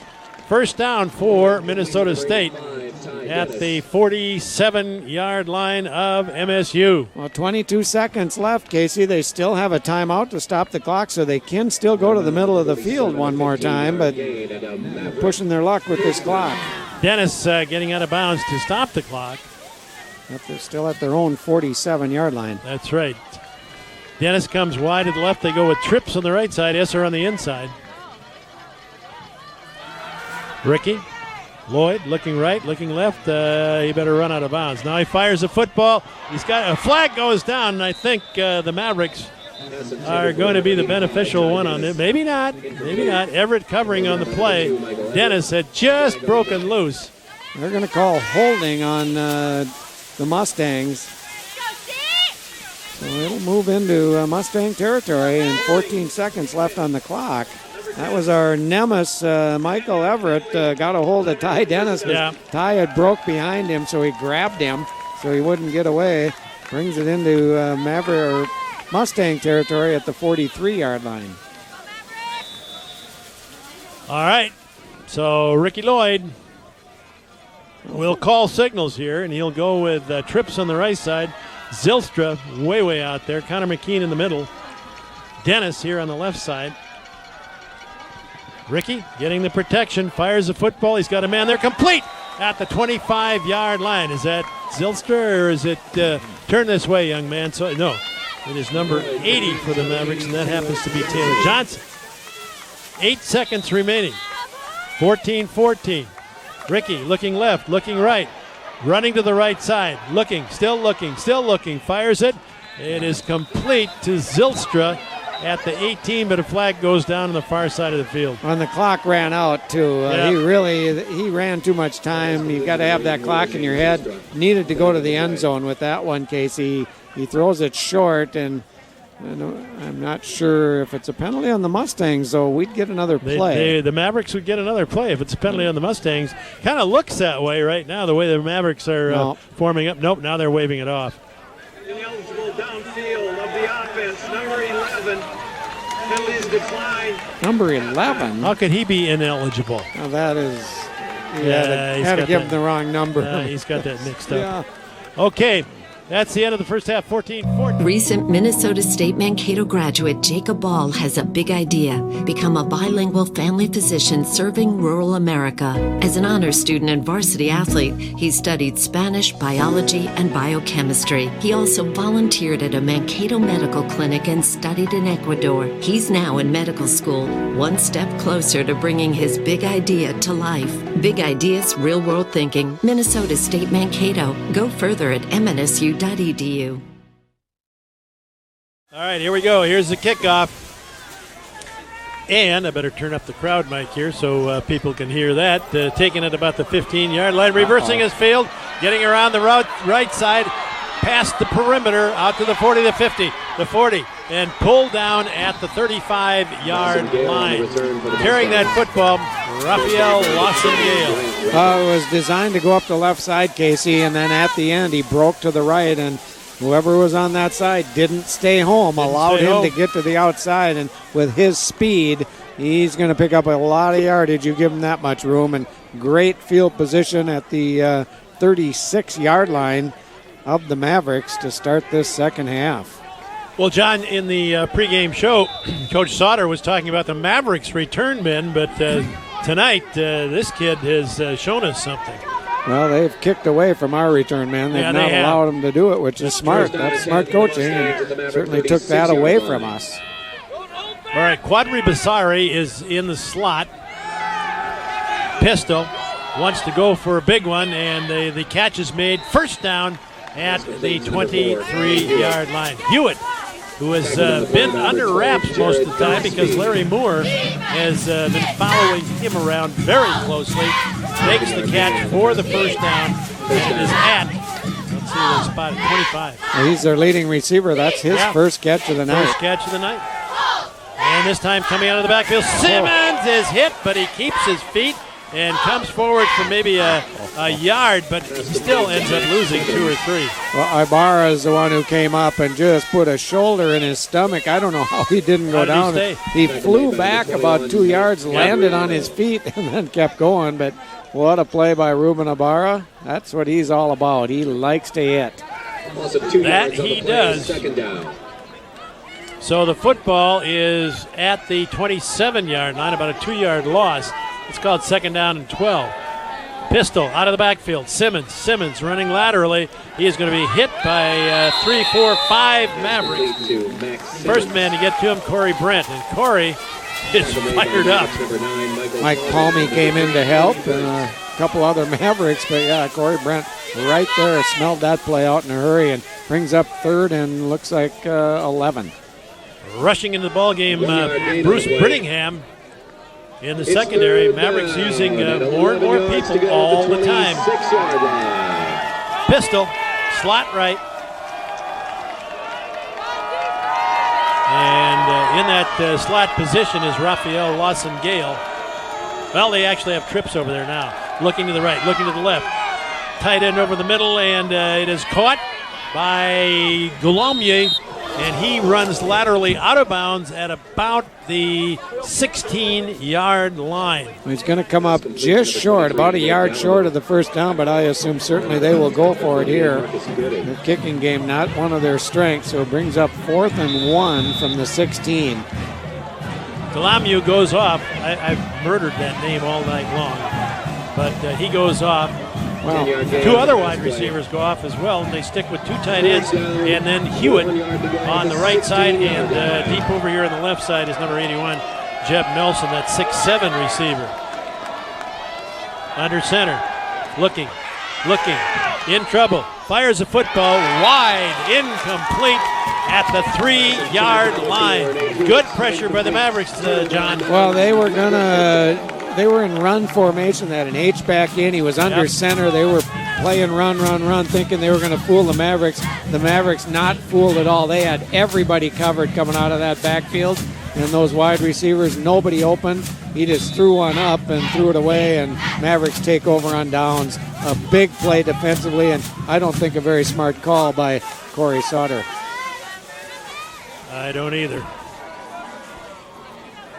All right, have an H-back on the right side. Ricky Lloyd gives it off. Virgil Hammond carries it, cuts back, comes across the 20, 21-yard line, and that's as far as he will go. One of the people helping was Wes Bednar. Bednar had a lot of tackles in the first half, or in on a lot, I should say. You know, Virgil Hammond doesn't look big out there, but I tell you, he runs hard. He gets hit. He carries guys. He always seems to get extra yardage. In fact, his fumble came when he was trying to scramble for extra yardage earlier in the game. Evan Heim in there at right tackle. He's played quite a bit again tonight. A lot of people who aren't that experienced and who are... Oh, somebody moved. Yeah. It's going to be the tackle on this side. That might have been Evan Heim. It was Evan Heim. Yep. Also in there now at the offensive line position, Max Stewart, 6'3", 300 junior out of Sioux City. Well, again, just too many mistakes. Yep. Just mental mistakes. So you just can't be making these and winning games. You have to clean that up and put your quarterback in a hole. Slot left. Second down. 10. Play action. Ricky Lloyd looking. Dumps it out of the backfield. Virgil Hammond hit immediately. Coming up to make that hit was Caleb Leichtman. He kind of threw that behind Virgil Hammond, so he could not get in a good running position, and that just got teed up for that defensive back. Well, I think what he wanted to do is get it downfield to Brent Esser, and he was looking at him, and then the decision was not coming the way he wanted it to, so he just dumped it off. Ty Dennis coming wide to the right side. Esser in the slot on the left side. Zylstra wide left. Shotgun.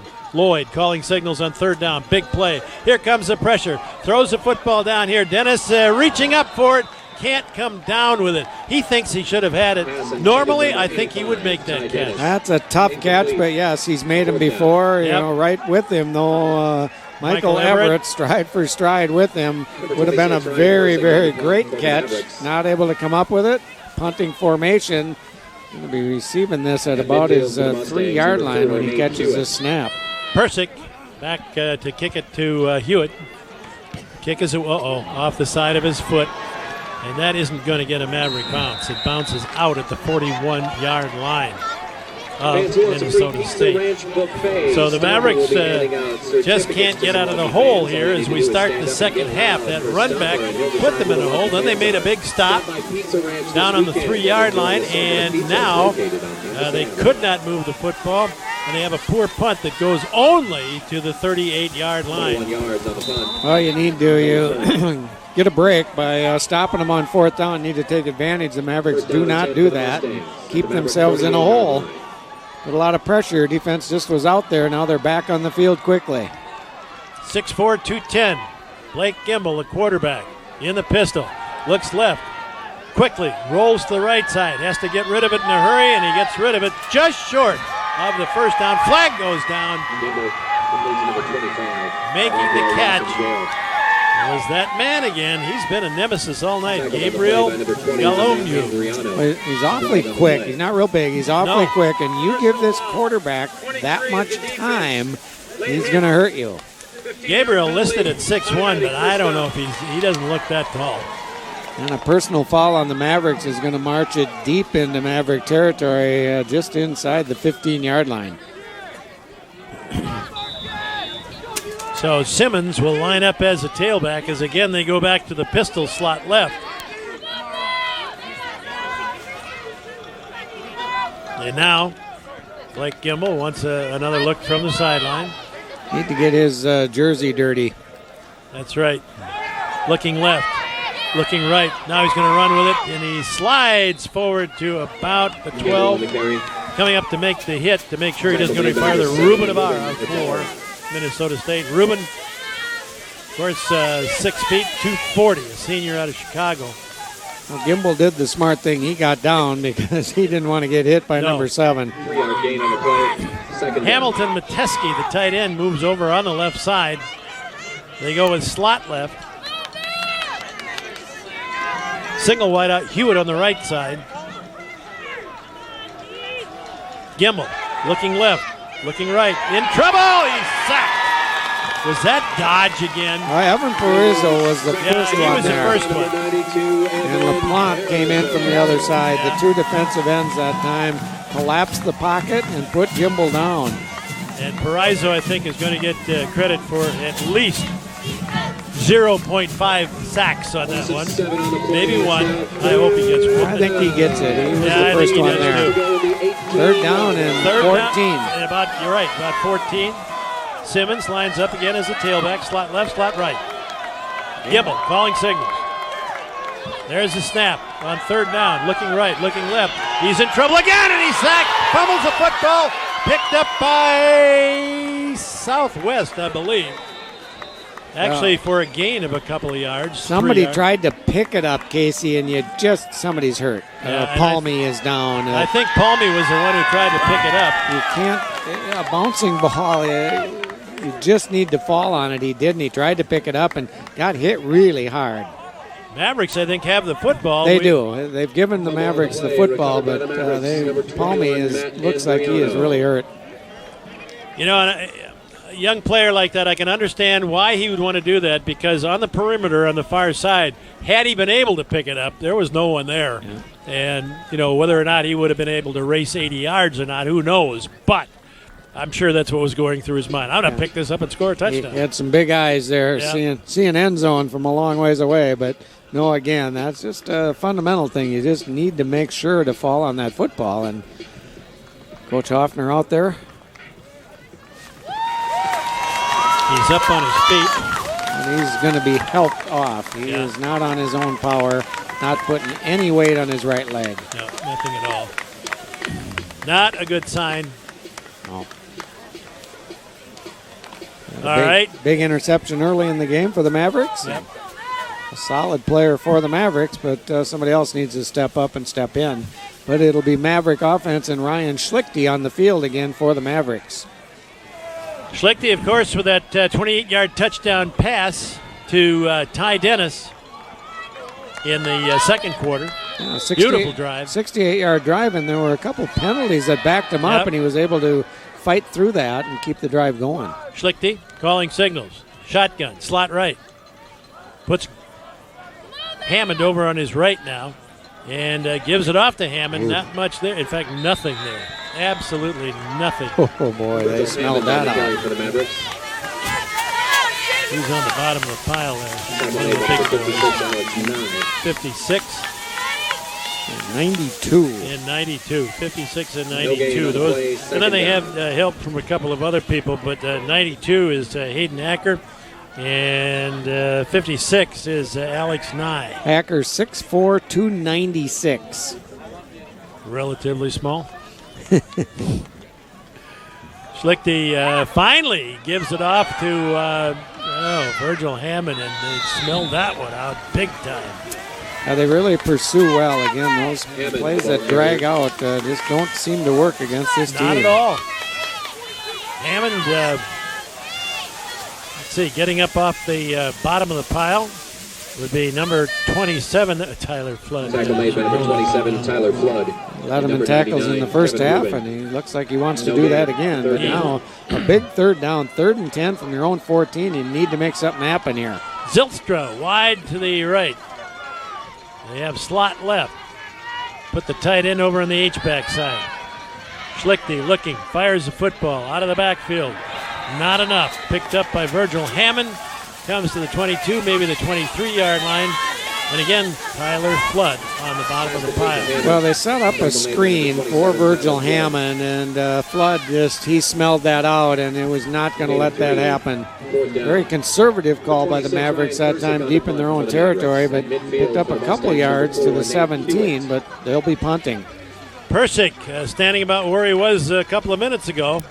Punts it away, and that's not a very good kick, but this time, no, it doesn't get much of a Maverick bounce either. Turns right, goes out of bounds at just inside the 45-yard line of Minnesota State. Boy, again, that thing off the side of his foot. He's been punting very well for the Mavericks. The last 2 punts were not very good. Not very good at all. All right, football right at the 45.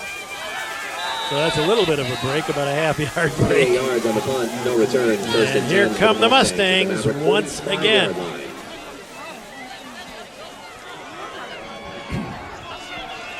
Down to 12 seconds on the play clock. Galamu in motion to the right side. Instead, they give it on the delayed handoff to Simmons. Simmons battling, but 4 or 5 Mavericks are there to put him down, led by Corey Brent. There were others as well. Ruben Ibarra there again for the Mavericks. Number 3, Corey Brent. Gain of 3 on the play. Let's see, also in the lineup now, defensive back Jack Curtis, probably taking Palmy's place. Second down, about 7 to go. There's the handoff straight ahead to Simmons. Simmons gets a pretty good thrust by the line, but then it really closes up. Horvath. Marcus and Gooden. And let's see, who else? I thought there was somebody else there too, but maybe not. A big number 77 got up very slow for the Mustangs, staying in the game. 6'6", 338, James Sherrill. He was the one who let Simmons into that touchdown back in the second quarter, I think it was, or maybe it was late in the first quarter. 338 pounds. Good grief. Third down, 4. Huge play coming up here for the Mustangs and the Mavericks. Simmons gets it, first down. Straight ahead. Behind the big guy again, just straight ahead, not fooling anybody, and they just pounded the Maverick defensive line, moved the chains, first down, Mustangs. James Sherrill, make number 77, leading the way. Gain of 4 yards and on the play. how? First down. 34-yard line, and seem to be marching. First and 10. Galamu in motion to the right side.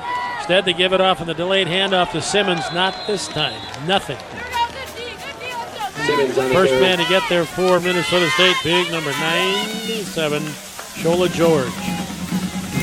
Brandon, what does it look like down there? It looks to me like that offensive line for Southwest is tough to handle. Yeah, they really are. Pretty much a handful, especially since they got that rushing touchdown, their second touchdown of the game. They've been real tough.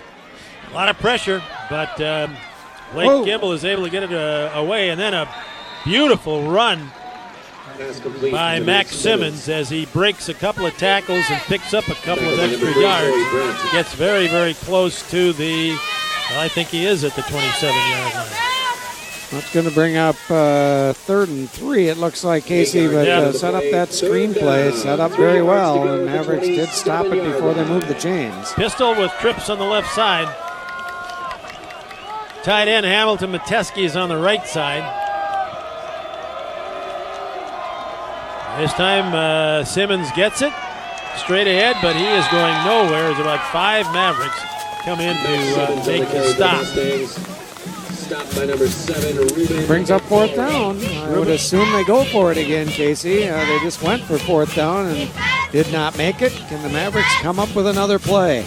Ruben Ibarra, the first man to get there for Minnesota State. Alec Vesper and a number of other people helped out considerably. 4th down, 3 yards to go. So it's 4th down and 3 to go. Huge, huge play coming up here for both teams.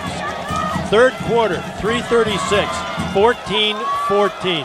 Trips on the left side, single wide on the right side. Pistol, looking left, looking right, looking left. Has a man over the middle. Incomplete. Probably incomplete because Minnesota State's Jerry Nash III got a hand in there. He did. That ball was well thrown, and it would have moved the chains. Another first down for the Mustangs, but you're right. He got a hand in there and tipped it away right at the last second. Raphael Lawson-Gale, the intended receiver, but not that time. Well, that was a big play, but again, now you need to take advantage. Ricky Lloyd back in the game for the Mavericks. So shotgun for Lloyd. This is a running play coming to the right side. Gets a block. Tries to cut inside that block. Does, but only to about the 31-yard line. And there is a Mustang down. Tyler Flood is down and just rolling. I don't know what happened. There were 3 Mustangs there and piling on top of Ricky Lloyd. I believe one of the Mustangs hit his own teammate. Flood down now. That could well be. Flood being attended to by a couple of trainers. And we're going to take a break here, and we'll be back in 30 seconds on the Fan Mankato. Make it the Mankato Barn Grill in Lower North Mankato. Breakfast, lunch, dinner, the NFL Sunday Ticket, all the big games on one of Mankato's TVs. Like us on Facebook. Yeah, they were Music looking at always Homie's the right Mankato. knee. They were On doing Friday some night, testing November on it. 4th, It didn't look to be Julian any, Davis and the you know, it Haberns. wasn't anguishing Saturday in night, pain or November anything 5th, like that. Amy So LeBear and Will I don't know Sexton. what the Saturday, severity is, November but he's got a 19th, towel over his Nado head now, Coles and and the Blue he's still up Diamond on the Band. trainer's The table. Mankato All right. Barn Grill, range in As soon as this Belgrade play in is over, we'll downtown come North back to Mankato. Doc Stevens is looking at him. Listening to Minnesota State Maverick football on AM Scott 1230 and Stevens. FM 103.1 KFSP. That's about as good The as it Fan. gets. All right. Play action. Ricky Lloyd over the middle hits Mr. Fuller. And that is a first down at the 45. That was beautifully done. That's execution right there. Well, play action pass. He fakes it to Rodriguez and just drills the ball to the tight end, wide open. Hurry up. Give it off. Rodriguez coming over the right side. He picks up about 4, 5 maybe. And looks to me Number 30, Isaac Rodriguez on the carry. as if big number 62 might have led that rush. Kyle Shue. He's not small. Tackle made by number 59, Tyshawn Woodard. Slot left. Shotgun. Ricky Lloyd running it. The line gets a pretty good surge, but then cutting inside Lloyd, the ball carrier. that surge Tackle made by and number knocking 56, Ricky Alex down Nye. is Alex Nye, 6'2", 232 sophomore linebacker out of Rochester. Yeah, he blitzed that time, shot the gap, and just not much Ricky could do. But brings up 3rd and 3 at the 47 of the Mustangs. A big play here for the Mavericks. They need to keep this drive going. Taylor Johnson wide left. They have a slot on the left side. Zylstra on the right side. Give it off. This is a good run by Virgil Hammond, and he has the first down. Over the right side, leading the way, and coming Nye again, making a stop, but not before Virgil Hammond came up with the first down. Now Rodriguez comes in. Well, Chance Stewart blitzed, and he ran right by Virgil Hammond. I think they thought Ricky was going to pass. Rodriguez makes a cut at the line of scrimmage. Looked like it might go somewhere, but it closes up in a big hurry at the 40, maybe the 39-yard line. Guess who's back in the yeah, game? Mr. Flood. He didn't leave long enough. Well, he's really a player. I'm very really impressed. is, He yeah. just really anticipates where that ball's going to be and makes a lot of 3-yard gain tackles. on the play. Second down. And a pick up to the 39-yard line. Second down and a good strong 7 to go for Minnesota State. Still tied at 14 with 1:20 left in the third quarter. Yeah, it's been not an uneventful third quarter either, but no scoring. Play action. Ricky looking to the right. Got a man out there. Zylstra going for it. Incomplete at the 3. Flag goes down. Well, they got a little piece of his jersey that time, KC, and did not allow him to go after that football. He had his guy beat. Ricky laid it out there, and they're going to get the pass interference call. This kid, Michael Everett, he is a very active defensive player. Sometimes maybe a little bit too active, but boy, does he battle. Number 2. And the penalty will go against him and Southwest. It'll be a 15-yard penalty, so that'll move deep into Mustang territory, and hopefully we can keep this drive going. All right, Ricky coming back to the huddle. Ricky Lloyd, senior quarterback from Concord, California. At the 24-yard line, 1st and 10 Mavericks. Need to break this tie of 14. So shotgun, Virgil Hammond right next to him. Ty Dennis on the right side. Ricky's going to run with it. Gets one block, but that's all. And coming in, well, there he Ricky is. Lloyd, the ball carrier. It's amazing. Tackled by Tyler number Flood 27, again. Tyler Flood. He's just shadowing the quarterback, KC, and he's not allowing Ricky Lloyd to go anywhere. So it is second down and 10. Mavericks have to get just inside the 15 for the first down. Pistol this time. Single wideouts either side. Dennis wide to the right. Give it off to Virgil Hammond, and Virgil blasts inside, Virgil but not Hammond on the much carry for the there. Mavericks. Coming up, there was Nye again, the young man from Rochester. And number 99, You know if he Kevin went to John Marshall or? I'm not sure which one he went to, but I tell you what, he shot the gap twice in this Yep. drive and has done a real nice job, but brings up 3rd and 10. Zylstra wide to the left, right with him is Johnson. Dennis wide right. They go to the pistol. Put Fuller over on the left side. Lloyd looking left. Fires the football. He's got a man there. Zylstra gets away. He's at the 10. He's at the 5. He will score! Oh, that big receiver pays off, Casey. He got the ball. He cut in front of the defender who had a shot at him. He just bounced right through that tackle, waltzed into the end zone for 6. And that is his 6th touchdown catch of the year. Now I think they have, let's see, Dennis, Zylstra, and who am I missing? The big tight end, Eric Fuller, all with 6 catches, 4 touchdowns. That's spreading it around. That is. Arnold will hold. Oh, bad snap. Arnold picks it up, tries to get it off, but he just can't set it up in time. Well, it just was a bad snap, did not get set, and he just kicked a fumbling ball. Well, there's a flag. There is a flag. Oh, let there be offside, yes. Oh, thank you. How lucky can one get? Now do you go for 2? No. No. I'd be tempted. I would too. You move it. With 1 second left in this quarter. 20-14, the Mavericks lead, and I think they might change their minds here. Here they go. You better hurry. Better hurry, guys, is right. Well, you got 23 seconds on the play clock. The offense was all the way on the other end of the field on the bench already. I noticed They had to spread all the way from the 20. Better hurry. Now it's down to 13, 12, 10, 9. Lining up at the line of scrimmage. 7, 6, 5, 4, 3. Not going to get 2. it off. They're not going to get it off. Delay game. Offense. 5-yard penalty. 5-yard penalty, so this is going to be a longer kick than normal. Well, that was a weird situation. That was very strange. Yeah. Well, Brandon, you called it. I mean, they were down here sitting on the bench, and suddenly they had to go for it. Well, that was interesting, too. Todd Hoffner Ricky Lloyd looked over and he put his hands up, so it's almost like he wanted that in that delay of the game call. Ball down. Good snap. Great kick. Bangs it through over the berm, and the Mavericks take a 21-14 lead with 1 second remaining in the third quarter, and that will undoubtedly bring about the kickoff, and that's it for the third quarter play. But nice drive led by a number of people in that drive. Ricky Lloyd, of course, doing the heavy work with the passing, and that was a 9-play, 73-yard drive with the elapsed time of 3:24. You know, Brandon, Casey, what? Just a minute, John. Brandon, what's the situation with Palmy?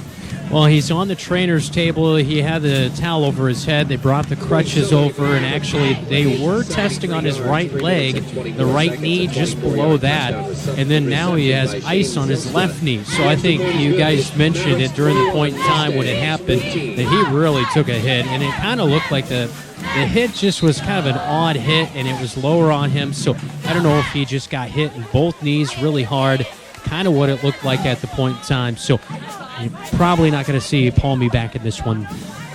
All right, Scott Stevens. John, did you say Scott was here? Yeah, he was standing there talking to him. So Orthopedic and fracture clinic. A quick little check. But, down on this last deal, Casey, Coach Hoffner saw the offense really wasn't out there and set and ready. So let's not waste this. Not going to waste a timeout. We can kick a little extra point. Don't burn the timeout.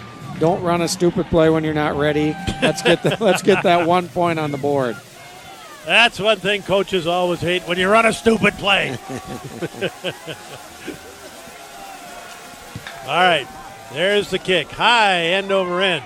Coming down to, is that 23? It is 23. Uh-oh. No, it's 25, and a saving tackle made by Minnesota State's Grant Robbins, the kicker, who loves to stick his nose in there. And that was that wide receiver again, Raphael Lawson-Gale, almost breaking it. Well, that ends the quarter, Casey. Yep, that's it looked scary for a second, but the kicker comes through with the tackle. All right, we'll take a break. Mavericks lead at 21-14 here, going into the fourth. Back in a minute on the Fan Mankato.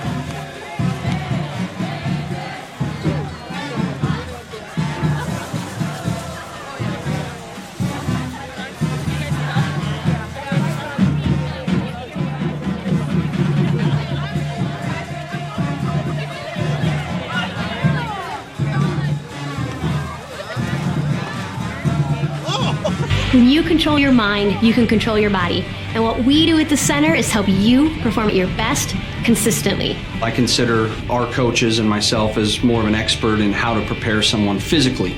Where our Sports Performance Center can go above and beyond what we can do is they're masters in training the brain. You will be successful because of what you've not only done on the training field, but also what the center and Cindra and her staff have given us mentally. Athletes, performers, and coaches, find us at sportandperformance.org. Really battles for every inch he could pick up, and it's second down, and let's call it good, strong 2 to go. Well, it looked like the Mavericks had that covered, Casey, and he just had a little burst of speed and broke through the defense and a big gain on first down. Slot right. Single wide out on the left side. Yeah, this is a veteran quarterback, all right. Nothing much phases him. Give it off to, oh my goodness, Simmons with a great second effort gets the first down. He was hit pretty hard, really, on one side by Alec Vesper. I didn't see who got him on the other side. Marcus Good. Was it Good? He usually doesn't let people break through him, but he doesn't. It was great effort. Very impressive, and he's a true freshman, too. Not a redshirt, but a true freshman. And they have another one who is injured right now. Simmons gets a handoff, and he finds a nice big hole. Comes up, Curtis coming up to make the hit, but not before Simmons. Well, the spot isn't going to be real great because his knee did go down at about the 45-yard line of Minnesota State. Mavericks have to tighten up that defense right now. Well, that offensive line's blowing some big holes in it. They are.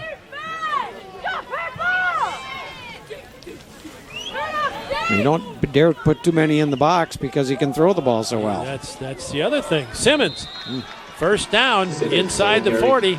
Boy, just straight ahead, just power football right now, Casey. 3 in a cloud of dust, and they're moving the chains in Maverick territory at the 39-yard line. Matt Andriano, one of the people in on that stop for Minnesota State. Again, the Mavericks shuttle players in and out, trying to keep everyone fresh. Berggren, that young defensive end, is in there on this side of the field. On the other side, Jamie LaPlante, the other defensive end. Give it off on the delay to Simmons. This time, not much there. As a matter of fact, I don't think there was anything there. As we just mentioned, Jordan Berggren, and he made a play. He really did. He just shed his blocker and made the tackle. Just a nice defensive play. No gain. 2nd and 10. Another redshirt freshman. Berggren comes out. And big number 92, Evan Parizzo, comes in. Put some pressure on this quarterback again. That's what they need to do. Blake Gimbel looking. Here comes the pressure, and he fires it into the beautiful turf at Minnesota State University. The reason he did that is because young Mr. Dodge was in hot pursuit. He did that little swim move where he puts his arm and just kind of wraps it on the inside of the blocker, pushes him out of the way, right at the quarterback, and you're right, he just threw it away. 3 sacks in the first half for Dodge. Huge play here again for, oh goodness, one of the wide receivers and the quarterback collided there as they're trying to get this play in from the bench. Pistol, looking left, now looking over the middle, now in trouble. Now he is still in trouble. Running laterally to the right side, and he just throws it into a crowd, incomplete, and it was intended for, is that 25 or 23? Turn this way so I can see. 23. It is, okay. No. 25? Rafael Lawson-Gale or Gabriel Galamio? And I tell you, Corey Brent read the eyes of the quarterback. He almost had an interception he did. there. It was very close. He was right there. He just knew where that ball was going and just could not corral it. Brings up 4th and 10. They're going for it. 4th down, 10 from the 40, and a quick kick, and not necessarily a real good one, but it'll go out of bounds at about the 17-yard line of Minnesota State. A couple of Mavericks were over there, but they weren't going to take a chance on that. So, having the Mavericks start from the 17 instead of the 40, that's a good idea. Oh, yeah, that was a very nice move, but, the Mavericks smart not to try to catch that ball. They weren't ready for it. And And again, it eliminates the return by not being in punt formation, eliminates the return of the Mavericks. Ty Dennis wide to the right side, Zylstra wide to the left. Two big, tall, wide receivers. And then Esser, a little speedster in the middle. And Ricky Lloyd gives it off inside. Virgil Hammond on the carry for the Mavericks. Virgil Hammond comes across the 17 to about maybe the 19-yard line. Not much there. Well, Leichman, the D-back, had read that play, came right up in that gap and made sure that he didn't get much. And also Hayden Acker at 296, 6'4", kind of clogged that gap up just a bit. Here we go with trips on the left side. Here's a run all the way with Ricky Lloyd running around the right side, getting very close to the first down. He might have gone out just before it. They are saying he did step out just before the chains, but really a nice play. Just a clear, just run to the right. Let Ricky Lloyd go, let Hammond lead him. Brings up 3rd and short. Yep. 3rd down, and third down. Let's see.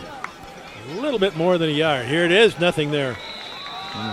Nothing there. Hammond on the carry.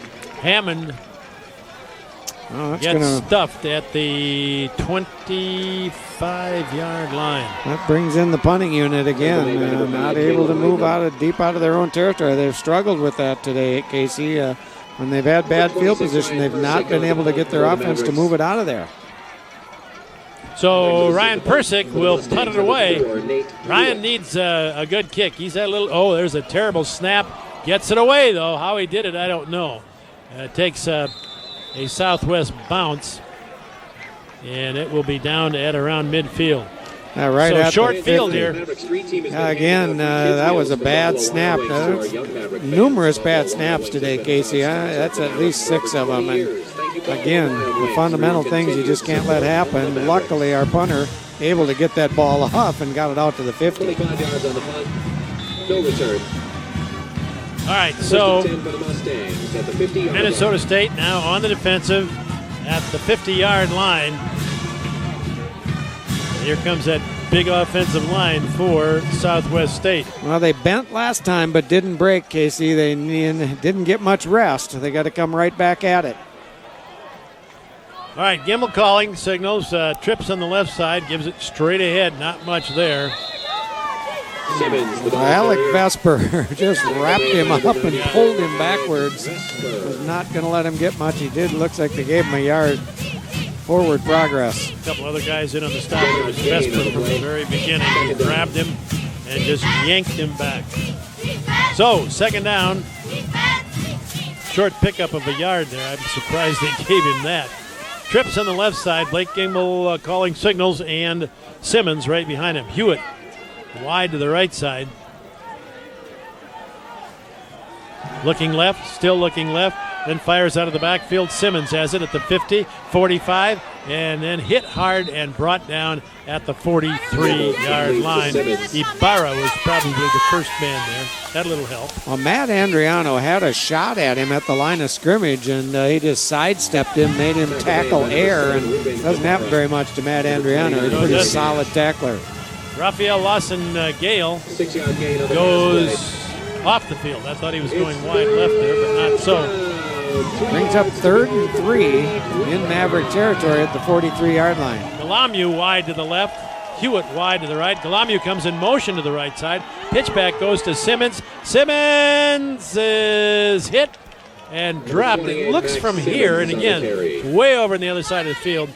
It all depends whether he stepped out of bounds or not, and he did. They pushed him back. Yeah, he made it a couple yards, but he needed 3. It's going to bring up 4th and 1. They'll go for it, don't you think? They've been going for it all along. So the football is about a yard short of the first down. 4th down. They have to get to the 40. Good, solid 40-yard line. That's what they need. Under center. Gimbel put a man in motion. Rolling to the right side. Wants to throw it. Fires the football. Incomplete. Intended for the tight end. Incomplete. On the right side. And Gimbel is angry with himself because he figured that was a gimme, and he just overthrew it. They're now 0 for 3 on 4th down attempts, Casey, and that's been big for the Mavericks. But what's really big is you need to take advantage of that now. Let's put this game away, push this down the field, and put some points on the board. Hamilton Mateski, the tight end, number 10, was the intended receiver. And you're absolutely correct, John. They've got to get something moving here. All right, pistol. Rolling, left side, caught by Arnold at the 41. He's at the 45, the 50, the 45, still on his feet. 30, 20, 10, and out of bounds. Pardon me, I got up and I wasn't even able to see the field. Well, he stepped He's out. at the 22, 3. Yeah, he dove down to near the 15-yard line, but he stepped out at about the 23. Then there's a flag, and it's going to be... That'll teach me to sit down. off. We've been standing up all night, and I sat down, and when I got up, some of the crowd What stood a great up. move, right about the 40. For sideline interference, we ran into a player that was on the field. First down. Oh, they were going to call sideline interference on a Maverick, but it was actually a player in the game. That's not a penalty, but at the 45, Casey, he made a great move and broke a tackle. Now they're down at the 23-yard line. All right, here we go with slot right. And Ricky Lloyd rolling to the right side. He's got a man in the end zone. Touchdown, Minnesota State. Now that's Brent Esser. It is Brent wide Esser. open. Nice job. A little rollout that time to give Ricky Lloyd some time. That allowed Esser to get behind his guy, Casey. You called it wide open. Lloyd to Esser, 6 for Mavericks. So 27-14 with 8:35 to play. And that gives Minnesota State some breathing room. Brent Esser. Is that his first? Number 46, Anders Galasinski will take the extra point. His first touchdown of the year. Oh, he's kick is up and good. 28-14. Minnesota State leading now by 2 full touchdowns. And the Yellow flag. Wait a minute, we have a flag.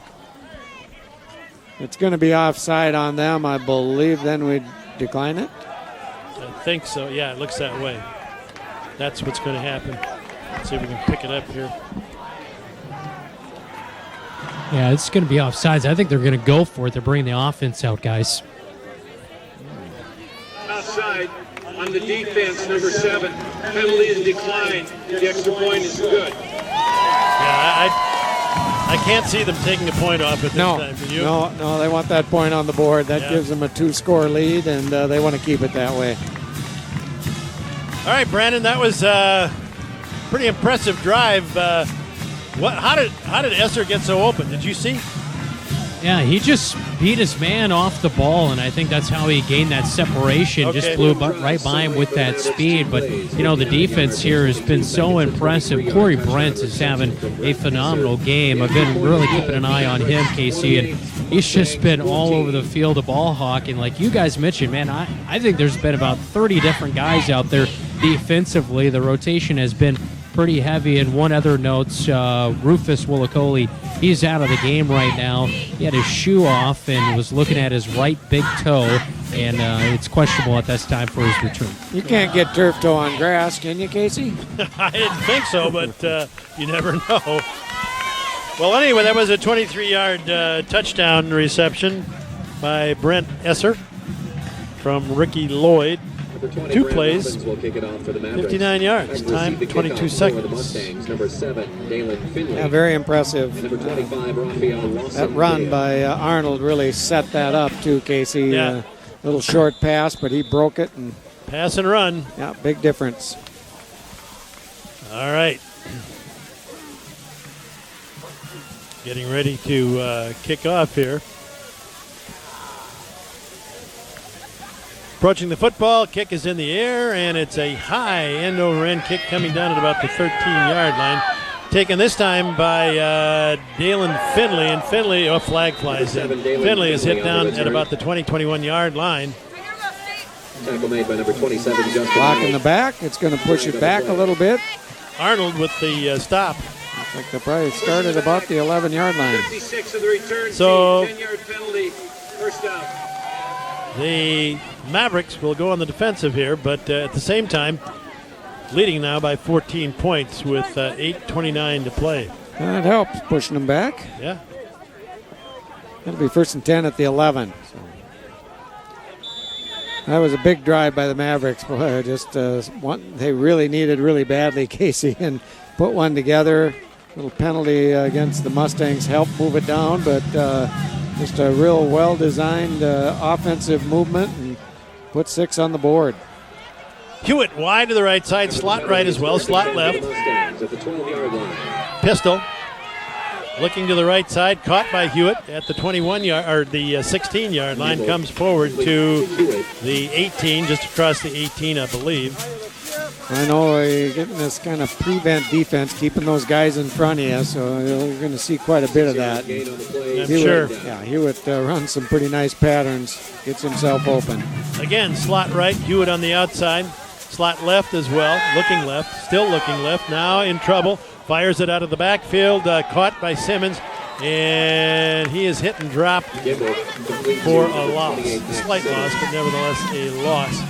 Looked like Matt Andriano had a chance to really stuff him about 3 yards farther back, but he just couldn't get the handle. But he got the ankle and didn't let him get away for any big gain. So 3rd and 7. Gillespie back in there, I see now. No, they rotate them. They all get rested, except Corey Brent doesn't leave the field. No, he doesn't leave the field. Neither does Matt Andriano much. Firing the football, Hewitt, and Gillespie bangs him down immediately at the 22-23-yard line. It looks like it's going to be enough for the first down. Really close, but yeah, they're moving the chains. Yeah. That was just a good pattern by Hewitt that time. Got just far enough to move the chains. Yeah, good coverage by Gillespie. I mean, he made the hit immediately, but again, Hewitt knew exactly where he had to go. Gain on the pass play. And the pass was right on the money. Now, what are they're talking about measuring it. They already moved the chains. They can't measure it. Please adjust the clock to 7:16, 7:16. They need to adjust the clock. The clock kept running, and it's supposed to stop until the chains get moved. So they ran 10 off they shouldn't have. Put it back on. All right, football at the 22-yard line. Gimbel looking to the right, looking to the left, out of the backfield. Simmons straight up the left hash mark. And down he goes just right at the 30-yard line. He's about 2.5 short of the first down. Well, Horvath broke through with nobody blocking him, but he still couldn't get to Gimbel quick enough. Just a quick dump pass to the running back. All right, trips on the right side, tight end on the left side, and deep handoff goes to Simmons. Simmons keeps those legs driving, gets the first down at around the 29 or the 34-yard line. Again, that clock stops with the chains moving till they get those set. Vesper with the stop. Need to get to this quarterback again. Yeah, they do. He's much more mobile than I thought he was. It seems like last year he couldn't. Well, now he fumbles a football. And down at the 19-yard line. The question is, who's on it? I think they got it back. I think they did. No, Mavericks have it. Boy, good pressure up the middle by Dodge, and I believe on the bottom of the football, big number 54 for Minnesota State, Jamie LaPlante. Noye also in just good pressure up the middle, and they stripped the ball. He was trying to scramble out of the pocket. They strip it loose and come up with the ball. Huge turnover. I think maybe Joel Nagoye was the one who knocked it loose. He was in there. What did you see, Brandon? Did you see it? I did not. I was on the other end of the bench, and I was checking on an injury updates, and just saw the trail end of that play. There was a lot of traffic. I don't even know if we saw it correctly. All right, give it off. Straight ahead. And to about the 16, maybe the 15-yard line. Kind of a little shovel pass. That was a little shovel pass to Fuller. Yeah, it was a sprint out to the left. Looked like it was going to be like normal. Ricky Lloyd on a clear run play just pitched it back, kind of like a shovel pass to the tight end. Wide to the right side, Connor McKean. Ty Dennis wide left. Give it this time straight. Well, not straight ahead. A little off tackle run there by Virgil. Just short of the first down. Brings up 3rd and 1. Virgil Hammond carrying the football. Tackle made by number 93, Webb Bolstad. And coming up to make the hit was Webb Bolstad. 4-yard gain on the play. Dennis wide left again. Esser with him. Lloyd calling signals, spins, gives it off. Virgil Hammond running with it, has a nice gain, first down, Minnesota State. Beautiful hole on the right side. That time KC gave him plenty of running room to move the sticks. 1st and goal from the 7. Nice job by Max Stewart. That was just good, solid blocking up front. It made it easy to move the chains for Virgil Hammond. Ricky comes back on. As the football now is just inside the 7-yard line. 1st and goal for Minnesota State. Clock running at 4:53. Mavericks lead it 28-14. Shotgun, slot left, play action, into the end zone, touchdown to Mr. Fuller again. A wide open Mr. Fuller. They really sucked up on that play action fake to Virgil Hammond. They'd been running the ball well.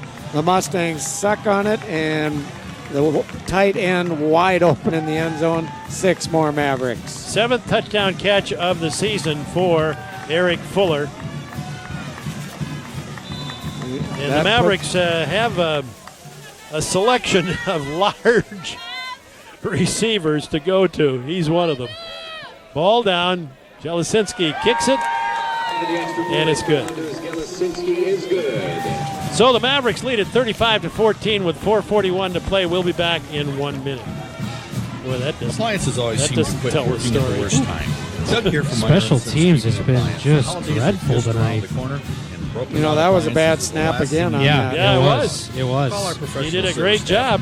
Punts have been running in no time. Got the good hands. Replacements? Check out our large selection of appliances, including KitchenAid, Broco, And Eric AK, Fuller is LG, and always Samsung, just a few. wide open. We take care of everything, including delivery, setup, and renewal. Somebody ate part of that. Stop Yeah, and see somebody us today did. in downtown Mankato. Hi, I'm Mike from the Dish Doctors, your local Dish authorized retailer. Dish is introducing a 2-year price guarantee. For $54.99 a month, you get 190 channels, plus for a limited time, you get the award-winning Hopper 3 Smart DVR for only $10 a month with qualified packages. For details, call 507-934-1740 or visit dishdoctorsmm.com. Requires credit qualification, 24 months commitment, early termination fee, and e-auto pay. 1 TV included, $7 each additional TV. Does not include taxes or surcharges. Offer ends 10/26/16. Well, that was game set match. Yeah. All right, the Mavericks lead at 35-14. 4 plays, 19 yards, a 6-yard reception by Eric Fuller from Ricky Lloyd. Kick by Jelisinski was good, and that's pretty much, as John said, game, set, and match. Well, that was what the doctor ordered. Yeah.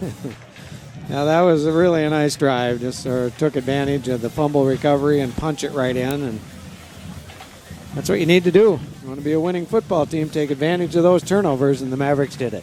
Lawson Gale on the right side and Finley on the left side, and the ball is going to go to Lawson Gale at the 12. Running laterally, he's at the 20, 21, 22. Is that ball loose again? Boy, a couple of the Mavericks were pointing first down Mavericks. It did come loose, but I believe he jumped on his own fumble. I think he did. Number 25, Raphael Lawson Gale on the return. He's got it. Fumble on the play recovered by the Mustangs. Ooh, he took a hit there, too. You know, 35-14 on the scoreboard. Mavericks lead it, but that doesn't tell the story of tonight's game at all. It was that's not a rout, believe me. Southwest was in this ball game up until the last 4.5 minutes. Did we wear them down again, Case? Well, I think maybe that's part of it. We talk about how many players they use. I think Brandon said he thought there were 30 they used tonight on defense. I wouldn't doubt all it. at one time. If you can do it, that's the way to do it. All right, Gimbel, delay handoff, goes to Simmons, straight up the middle, and he is knifed down, and I mean knifed down by Minnesota State's Corey Brent, but not before he picks up a first down and then some at the 34. Again, good blocking at the point of attack by the Mustangs. Gets a big hole for that freshman running back. Mavericks will go to 6-2, and the Mustangs will fall to 4-4. Another delayed handoff to Simmons, and he's very good at picking the open spots and finding them, I should say. Well, and the Mavericks in a bit of a prevent defense. And they're going to lay back. The other thing. They're going to be able to pick up some yards on the ground, but it eats up clock and guarantees victory. Second down, about one. Quick look-in pass to Hewitt. Hewitt dragged down almost immediately. Flag goes down late. Jack Curtis with the stop. Ibarra helped out, but flag on the play. I'm not sure what this is, but wow. That was pretty late, too. Is it going to go against Southwest? Mavericks are not walking back, but neither is Southwest. There's been a lot of discussions. Too many. Well, let's see what he says. There is no flag. The face mask. Out of the shoulder pad. Result of the play. First down. So, all right. You heard it. Yeah, had him by the shoulder pad, then why'd you throw the flag? That's right. You assumed it was a face mask. Obviously, you didn't see it. You assumed it. And he was 25 yards back when he threw that. And the shoulder pads are not connected to the face mask. It's something they should remember. At the 48, out of the delayed pass over the middle is caught for a short gain by Chase Onken. Jerry Nash, the third on the tackle. Nice open field tackle by him, and 3:20 and ticking on the clock. Football is at the 46. That's a pretty good spot there. Pistol. Second down, short. Simmons, I think, was that? No, it wasn't Simmons. That was, again, the young man who did so much damage in the first half, Gabriel Galamu. Bruce Brittingham in on the tackle that time. Nice open field tackle. Looked like they were going to move the chains, but he did not allow any forward progress. Football is down at the just short of the 43. Third down and about one. Pistol, slot left. 2:40 and ticking on the game clock. Raphael Lawson-Gale is in the slot on the left side. Give it off to Simmons instead, and Simmons just wedges his way out of there. He's able to wedge his way because big number 62, Nick Guzman, 6'4", 290, redshirt freshman, Brooklyn Park, leading the way.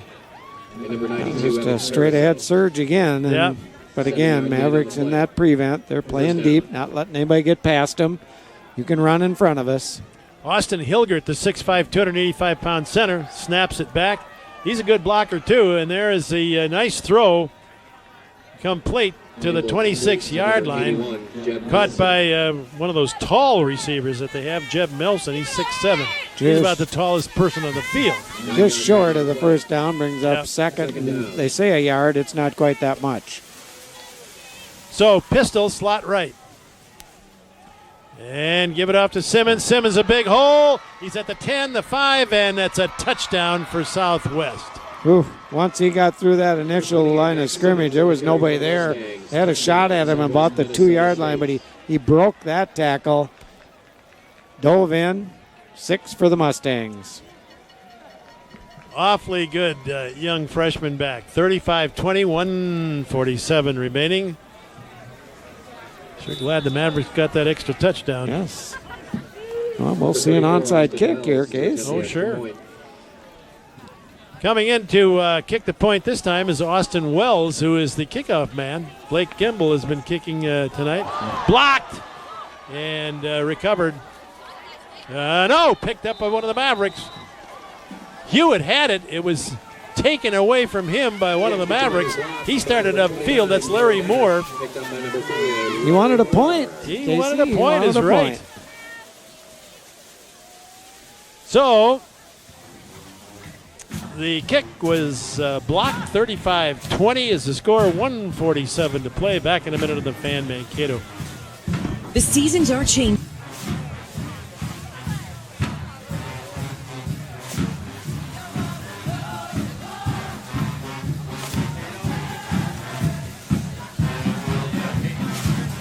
Scoring summary for the Mustangs, 8 plays, 79 yards, 2 minutes and 47 seconds, a 27-yard touchdown rush by Max Simmons. The extra point is no good. Mavericks 35, Mustangs 20.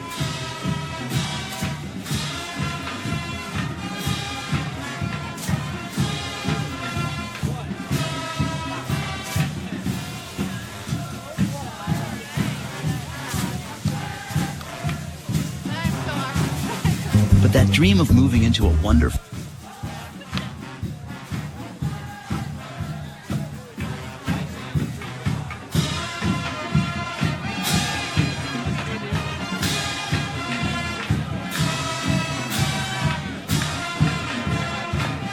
A 7-yard touchdown run by Max Simmons. 8 plays, 79 yards. Elapsed time, 2:47. Kick was blocked. And it is now 35-20 in favor of Minnesota State. Number 15, Virgil Hammond. Virgil Hammond. Is he back deep? I guess he is. Onside kick. That's not going to go 10 yards. And it is dead at the 43-yard line of Southwest. Heard somebody getting on 34 for not kicking it far enough. That's a Maverick fan. Oh, obviously. Austin Wells, poor guy, he couldn't get it to go 10 yards. And the Mavericks will take over with 1:47 to play. And they'll take over at the 43 of Southwest Minnesota State. Zylstra wide to the right. Coming wide to the left is Connor McKean.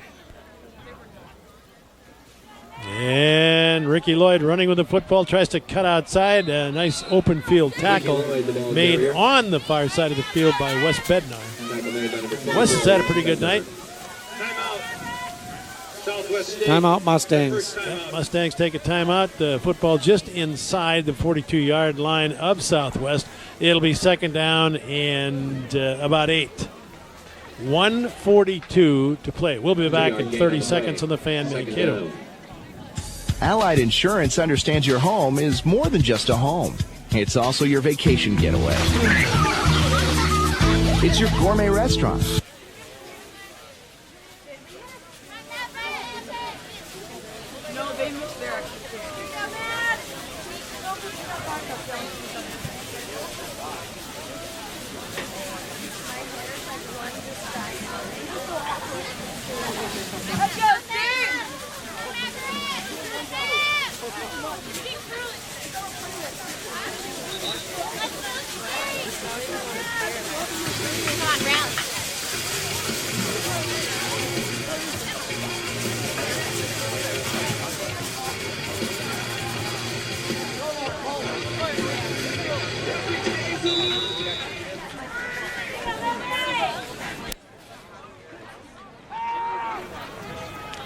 Gives it off to Virgil Hammond, and Virgil is across the 40, down to about the 37-yard line. That battle on Saturday, the 29th, that could mean everything for Minnesota State if they could come up with the win. Well, I know Sioux Falls College probably remembers the last year's game where they thought they had a chance to win the championship, and Connor Thomas gave the inspirational speech before the game. That's right. And the Mavericks came on the field about a foot off the ground and kept rising through the game and wasn't even close. Absolutely dominated the game. I know a lot of people from Mankato that generally don't go to an away game went down because they knew it was just going to be a classic, great football game. Yep. The Mavericks totally dominated. It was from the beginning, from the get-go, it was done. I remember people were walking through the the press box, they have they just have partitions up there, you know. And they were saying at the end, how did they do that? How come we scored all those points can't score against these guys? All right, Virgil Hammond with the football runs over a couple of people and is down at the 28-yard line. 1st and 10 for Minnesota State. I would assume they won't call timeout anymore, even though they do have one on the clock, because now you can run it out. Yeah. 35-20. Mavericks lead it. They have the football at the 28-yard line of Southwest. But believe me, John, I know you and I both agree on this. That scoreboard doesn't tell the whole story. This was a tight ball game up until about midway through the 4th. Really was. It was a nerve-wracking game again, and all of a sudden the turnover really blew the game apart. That's what happened. Nice drive by the Mavericks before that to score, but then that turnover and punch it in put the game away. Victory formation, 54 seconds to play, clock running. They can't stop it. 35-20, Minnesota State leading it. They'll just go back into the victory formation again and take a knee, as Ricky just did. Ricky Lloyd coming in after being injured early in the season, and Pericini taking over and doing a wonderful job. Well, Ricky has done a great job tonight. And let's not forget the redshirt freshman, young Mr. Schlichty, who threw that beautiful touchdown pass on that great drive to Ty Dennis. 35-20. Well, that was the last snap. Yep, 15 seconds to play. Ty Dennis now with, I believe, 7 touchdown catches. And Fuller has 6. Zylstra, I believe, has 6. Thank you for coming out and supporting Maverick football. Make sure you're back here at Blakesley Stadium. And the Mavericks watch the clock run down. That's it. 35-20. Minnesota State wins it tonight here at Blakesley. Coming up next, Saturday the 29th, the Mavericks will host the University of Sioux Falls, the lone unbeaten team remaining in the NSIC. Sioux Falls will take on Concordia of St. Paul on Saturday. Winona State will be at Wayne State. A Wayne State victory there would be pretty good for the Mavericks, too, because it would put them one game ahead of Winona State. St. Cloud State is at Northern State. MSU Moorhead at UMary. Minnesota Crookston at Minot State. Bemidji State at UMD. That's the battle for the top spot in the North. And Augustana will be at Upper Iowa. We'll take a break here, come back, and take a look at the highlights and a few other things in 2 minutes on the Fan Mankato. There are a few comments about Schmidt's Meat Market in Nicollet from customers all over the upper Midwest. Super small town. Big assortment butcher shop where the ribeyes are cut perfectly and always grill up with awesome flavor. 3 words. Raspberry chipotle bacon. The best bacon ever. See for yourself. It's worth the trip to Schmidt's Meat Market in Nicollet. Visit schmittsmeatmarket.com for the latest specials. Are you starting to spend more time indoors and